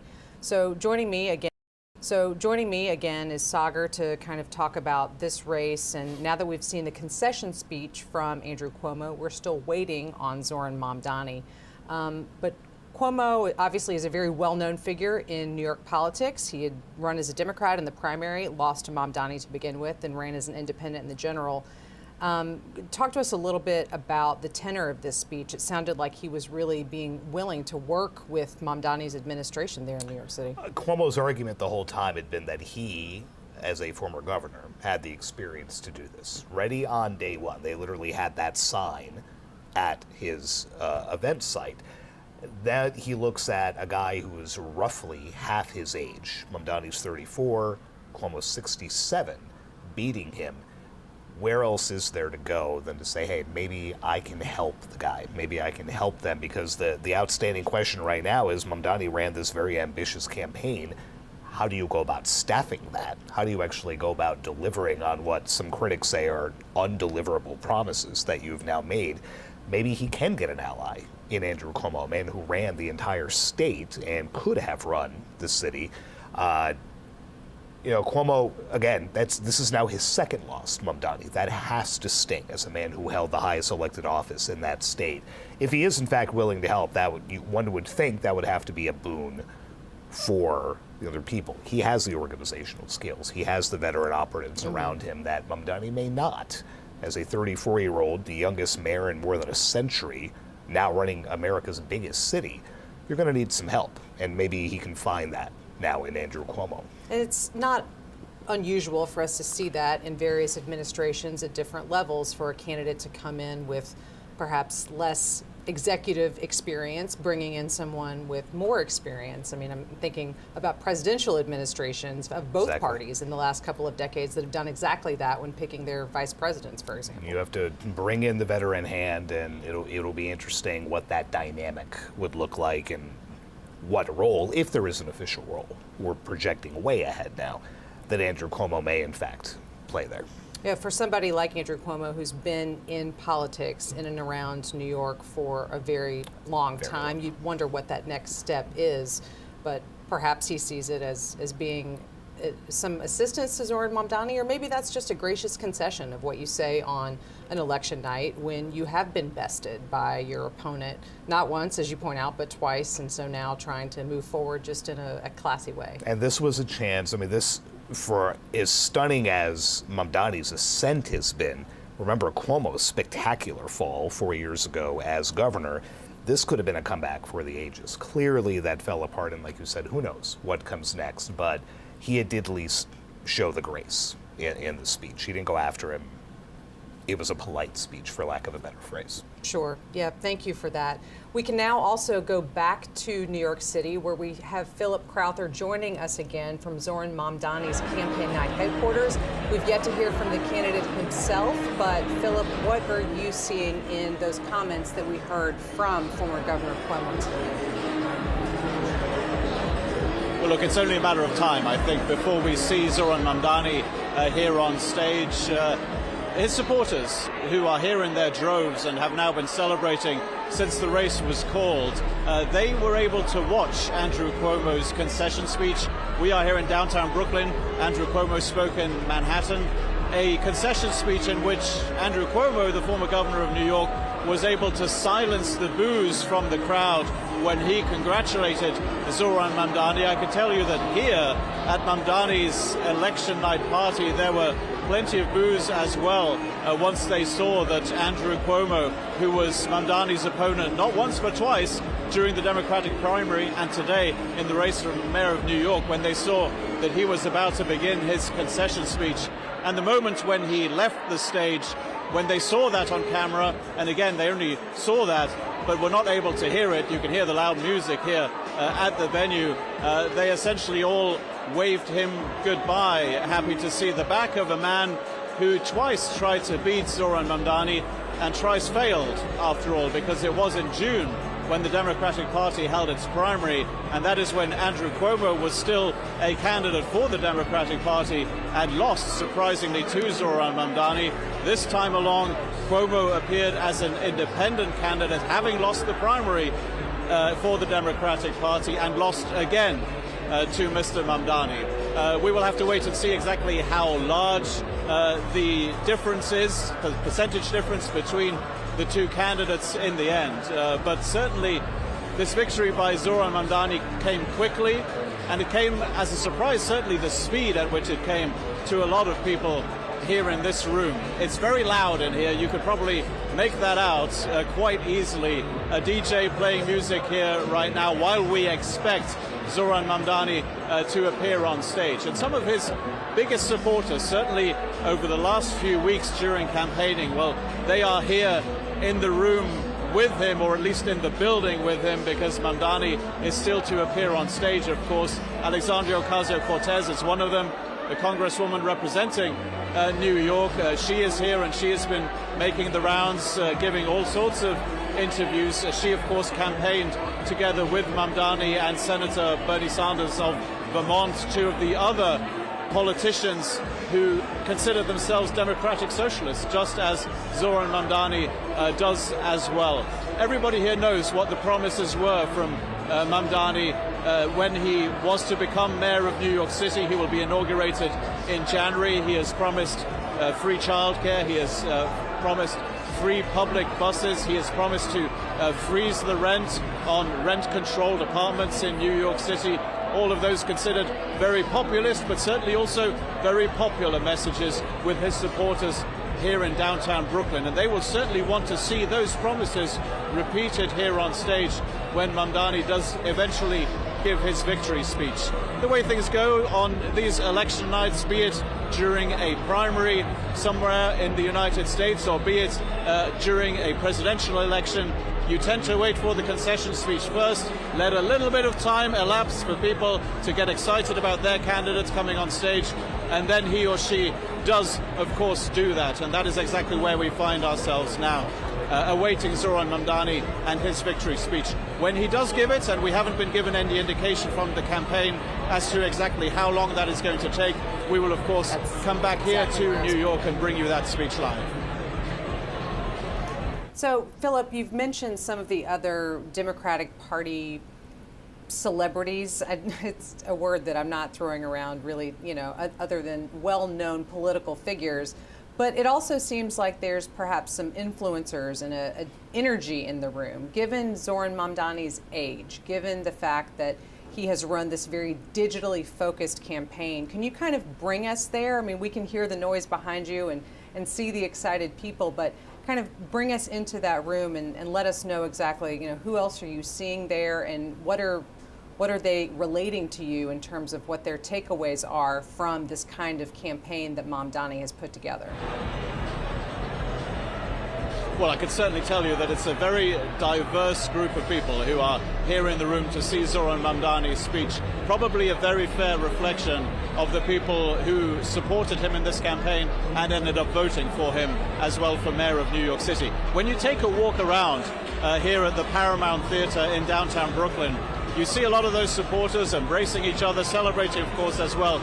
But you're absolutely right to talk about the influencers, people who Zohran Mamdani has been speaking to in what was a very clear, conscious decision on behalf of his campaign, a digital-first campaign, if you will. Those people that he has been speaking to on the campaign trail, well, they are here in downtown Brooklyn tonight, and they are broadcasting this event live to their viewership as well.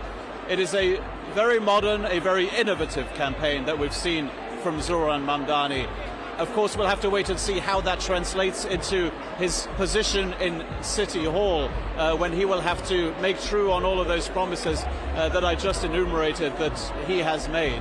Again, a very celebratory atmosphere, of course, here. It is not a surprise to hear that, and a huge contrast to what we just saw during that concession speech from Andrew Cuomo, the former governor of New York State, now a defeated candidate in the New York City Mayoral election as well. Certainly not a festive atmosphere in Manhattan where he was during his election night party tonight.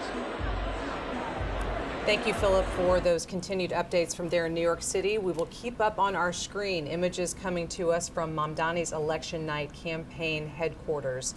We do expect to see and hear the candidate, but we don't have an exact time. As Philip knows, and as I know, having covered campaigns across the country, there is a lot of waiting. Even when you expect that there's a victorious candidate who's going to be coming out and talking to you, you don't have an exact idea of exactly when that will be. And so we will keep up on our screen those live images coming in from Mamdani's election night headquarters. But we are now at 11 p.m. on the East Coast, which means that we are at our final round of poll closings for this evening. Voting is coming to an end in California. Out on the West Coast, that is where we've been watching a redistricting-related balloting Proposition 50 that we'll be talking about here in just a moment. Voting is also ending in Washington State. But with me back is Sagar now. And Sagar, let's talk about Proposition 50, Prop 50 as it's been known kind of in that shorthand lingo among political watchers and how it's been campaigned on. But remind us, we talked about it at the beginning of the show. What is Prop 50 and how have we kind of seen this campaign around it coming together, and what do we think its effects could be for other places in our country? So you have an independent commission in California that draws the district maps that upon which the House seats are allotted. Proposition 50 basically is asking voters to suspend the maps that commission draws and replace them with maps that the Democrat-controlled state legislature has basically rejiggered to give more control to Democrats. Could wipe out as many as 5 GOP districts right now. When you look at the House map going into the midterms next year, Democrats only need to gain 3 seats to retake control of the House from Republicans. So we're talking about potentially 5 seats just in California when you only need 3 to retake. So you can see the battle lines drawn. This was in response to Republicans mounting similar efforts in Texas and elsewhere. Gavin Newsom, the California governor, said, you know what, this is going to be a good nationwide push to kind of blunt what he saw as President Trump trying to essentially steal these seats. It's going to be a big deal heading into the midterms if Prop 50 passes, and then it'll be really interesting to see what other states this may then ripple through. Are you going to have pressure from the president on down, maybe a GOP governor, whomever it might be, but this is going to play out a lot in coming months, and the stakes are just massive going into the midterms. Yeah, I remember when I was out on the campaign trail, with Gavin Newsom earlier this year when he was talking about this same thing, and now seeing it before voters. And now we can bring you a breaking alert that has just moved on the AP wire. The Associated Press has determined that voters in California have approved a U.S. House map designed to boost Democrats in 2026, aiming to blunt GOP changes elsewhere. That's exactly what Sagar and I were just talking about. So Sagar, let's go right back to it. We were right there at the poll close there in California where the AP was able to determine that these new maps were approved.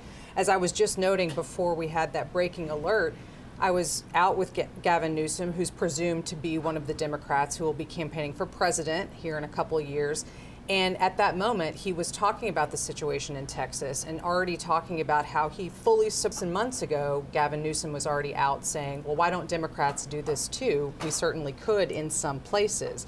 As you just noted, there are other states that are already kind of casting forward, maybe in a slower, different sort of process than we see in California, but with legislatures considering these new maps. So it's kind of already a cascading effect, particularly now we see with this California decision today. Yeah, and we'll see these cases come before state courts, perhaps even the Supreme Court, about just how legal it all is to do this mid-cycle. Keeping in mind the calculus for Republicans is the midterms of a presidential administration, 2 years in, that party usually takes a beating. Right. It's not going to take much for Republicans to lose that House majority, which obviously then puts a lot of the president's policies and agenda in turmoil. He's going to want to pull out all the stops to make sure that doesn't happen. And we've seen the sway that he has over Republicans right on down the line, from Congress into state houses, into governor's mansions. So the ripple effects of this could be pretty interesting to come. The impact for Gavin Newsom, whom we were talking about, this is a big win for him, right? Projected to be one of those folks who could run in 2028. He hasn't said much about it, but you know, this is a notch on the belt right there for him to be able to brag about getting this through. He had help from Barack Obama and some other prominent Democrats who also appeared in videos and talked about it on shows and things. So a big win for him, a big win for California Democrats, and I think now we're gonna see what happens down the line and what kind of response we may see from some Republican-led states as well. Yeah, when we were talking earlier in the evening about former President Obama being involved in the gubernatorial contest that we've been following, but you're right, he did also opt to get involved in this redistricting conversation, which I think some people who follow politics were a little bit surprised by, since former President Obama has been relatively quiet and hasn't been as vocal in terms of not just electoral politics, but also the greater issues. But I guess at this point, he has decided to wade into a few different issues, and redistricting being one of them, saying that he supported the way that California was doing it. So not necessarily every method that a state could choose in terms of adding or changing their maps, but at least he was also giving not even a tacit stamp of approval. I want to just interrupt myself to point out that on your screen, you are now seeing new images coming into us from California in the lower left quadrant. That is where we expect California Governor Gavin Newsom to be holding a news conference on Prop 50, which we've just been discussing.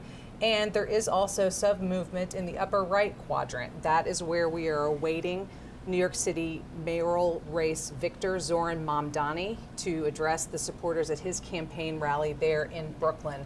We've been talking all night with our correspondent there on the scene, but we do see someone at the podium now, so we do expect that we'll be hearing from the candidate himself here shortly. So we'll keep our eyes on that on the screen and certainly bring you Zohran Mamdani's comments as soon as they begin.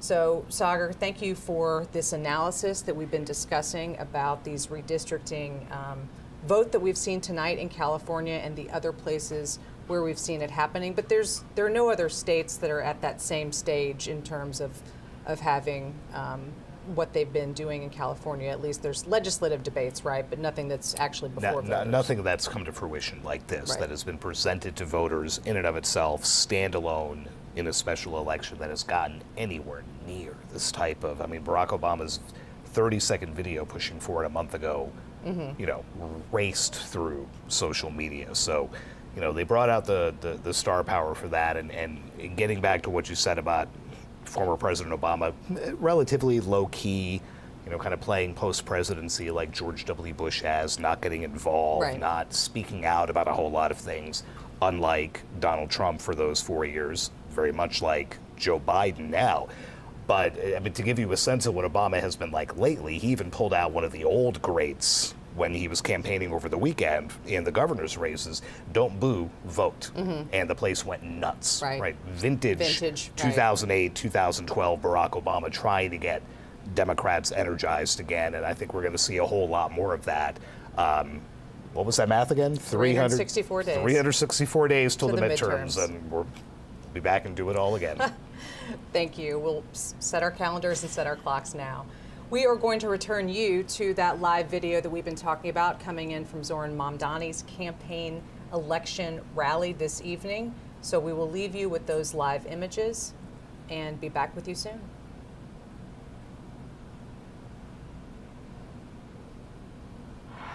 I have been so honored to work with you, learn from you, and support you as you have faced unprecedented scrutiny and at times ugliness and threats from our opponents. You have built a historic campaign, so please give them all a round of applause.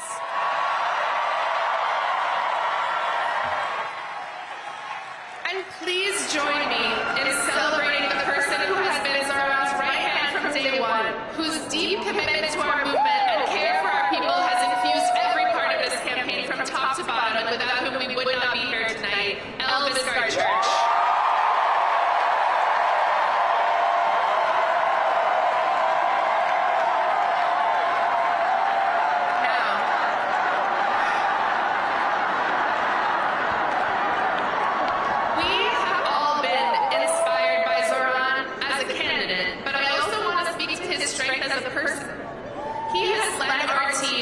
This movement with grace, curiosity, good humor, and thoughtfulness. And this race has been difficult. He has been the subject of attacks and threats, but he has truly risen above it all to give us hope. So please join me in giving Zohran, our friend, a round of applause.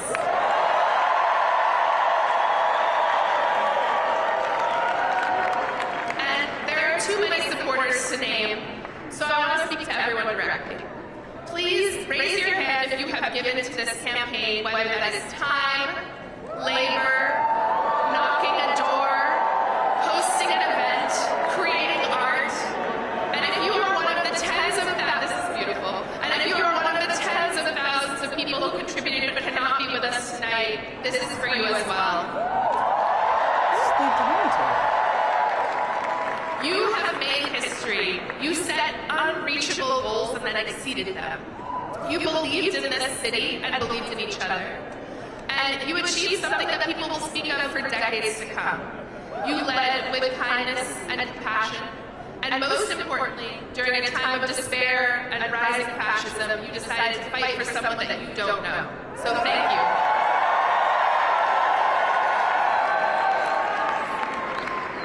Friends, the scope of this campaign was truly unprecedented. We had hundreds of thousands of conversations with our neighbors and trained leaders who will help us deliver our agenda for the next 4 years.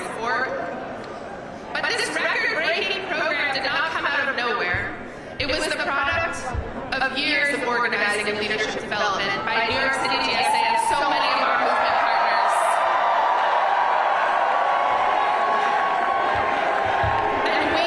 And we were so fortunate to be led on this campaign by someone who has been a part of this work from the beginning. She led Julia Salazar's groundbreaking campaign in 2018.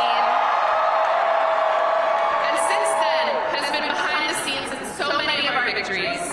If this campaign made you feel powerful, or taught you something, or showed you discipline, or brought you joy, you have this person to thank. She is caring, wise, and deeply committed to our movement. And I am sure she is backstage losing her mind at being called out like this. But I need everyone here to please join me in giving her the longest and loudest round of applause, our organizing director, Tasha.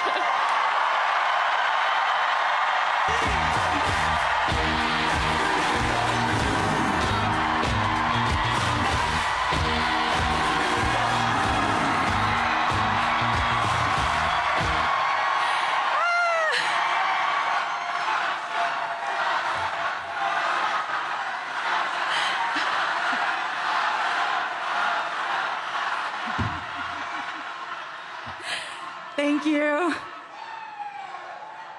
This is very exciting. Thank you, everyone. I'm Tasha, and I've had the honor of being the field director on this campaign. I first crossed paths with Zohran in 2017 on a city council campaign for Khader El-Yateem in Bay Ridge. Zohran was the paid canvas manager, and I was volunteering on the campaign as a member of New York City Democratic Socialists of America. I don't think that we could ever have imagined that 8 years later, we would be here on election night for a mayoral campaign, 104,000 volunteers strong. 104,000 volunteers. We love numbers, we love metrics, but I want to talk first about what's behind those numbers. Every number is, in a way, an act of bravery. Door knocking is not the easiest thing. For many, including myself, it takes a moment of bravery at the beginning, asking a stranger something about their lives and sharing something about yours. Sharing what you want to see in the world, it can be daunting. Thousands of people did it. And every time, every volunteer went to a door and talked to a stranger, they offered their vision to that stranger and invited that stranger to be a part of shaping their vision. We love strangers. Every door knock and every phone call is a statement of belief that politics is for all of us. This campaign and this city is all of ours to shape. I also want to say something about field leads.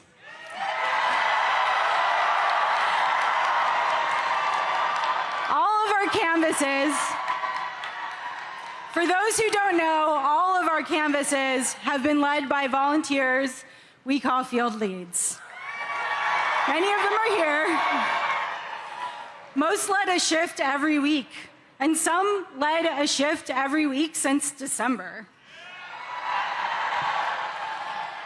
And every time they led a canvass, and they were the ones welcoming new volunteers into our movement. They were the ones who helped inspire folks coming out to canvass for the first time. Without those 700 people who chose to step into leadership in an uncertain moment and try something new and scary, this field operation at this scale would not have happened. Those 700 people prove that leadership isn't about having all of the answers, it's about the willingness to step into the unknown and inspire others to imagine something better. So here are the numbers. Over 104,000 volunteers made over 4.4 million calls.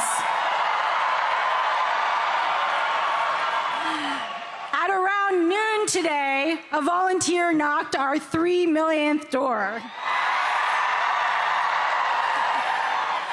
Over 700 field leads have led over 5,700 canvasses in 243 neighborhoods. 6,568 voters signed up to volunteer on the spot when they were canvassed by somebody. 8,389 voters signed up to volunteer when they were asked by a phone banker. These are unprecedented numbers. The bravery that you all have shown, that this field operation carried across all 5 boroughs, is going to transform our city. What all 100,400 of us have accomplished has rewritten the possibilities of mass democratic action. And it doesn't stop tonight. We all know that we won't stop at electing Zohran. We will continue to fight to bring the affordable of New York City to life. I am so excited to do that with all of you. And now I'm so honored to introduce the person you've been waiting to hear. We've worked for many years to bring about change in New York City that it so urgently needs. He's been a friend, and he is the next mayor of the greatest city on earth, Zohran Mamdani.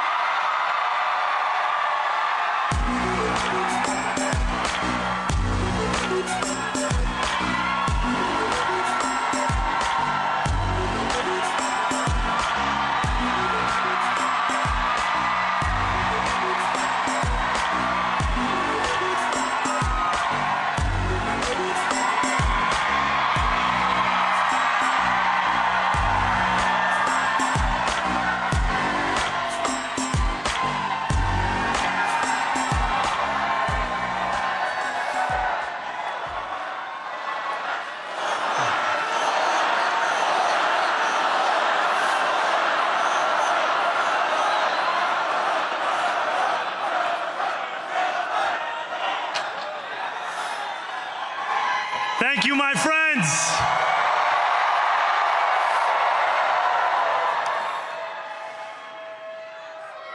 The sun may have set over our city this evening, but as Eugene Debs once said, I can see the dawn of a better day for humanity. For as long as we can remember, the working people of New York have been told by the wealthy and the well-connected that power does not belong in their hands. Fingers bruised from lifting boxes on the warehouse floor, palms calloused from delivery bike handlebars, knuckles scarred with kitchen burns.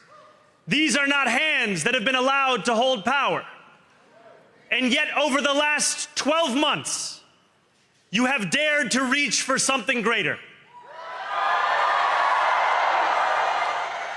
Tonight, against all odds, we have grasped it. The future is in our hands. My friends, we have toppled a political dynasty.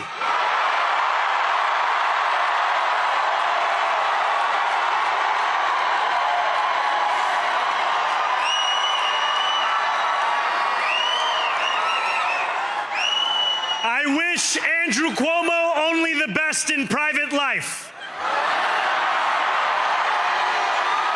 But let tonight be the final time I utter his name as we turn the page on a politics that abandons the many and answers only to the few.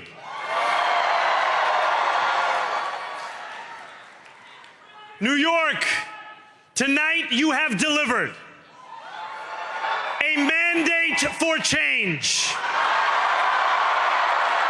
a mandate for a new kind of politics, a mandate for a city we can afford,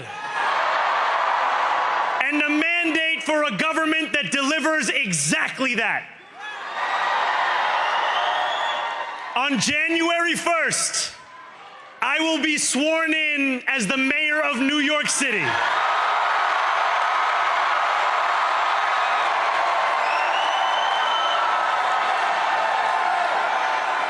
And that is because of you. So before I say anything else, I must say this. Thank you.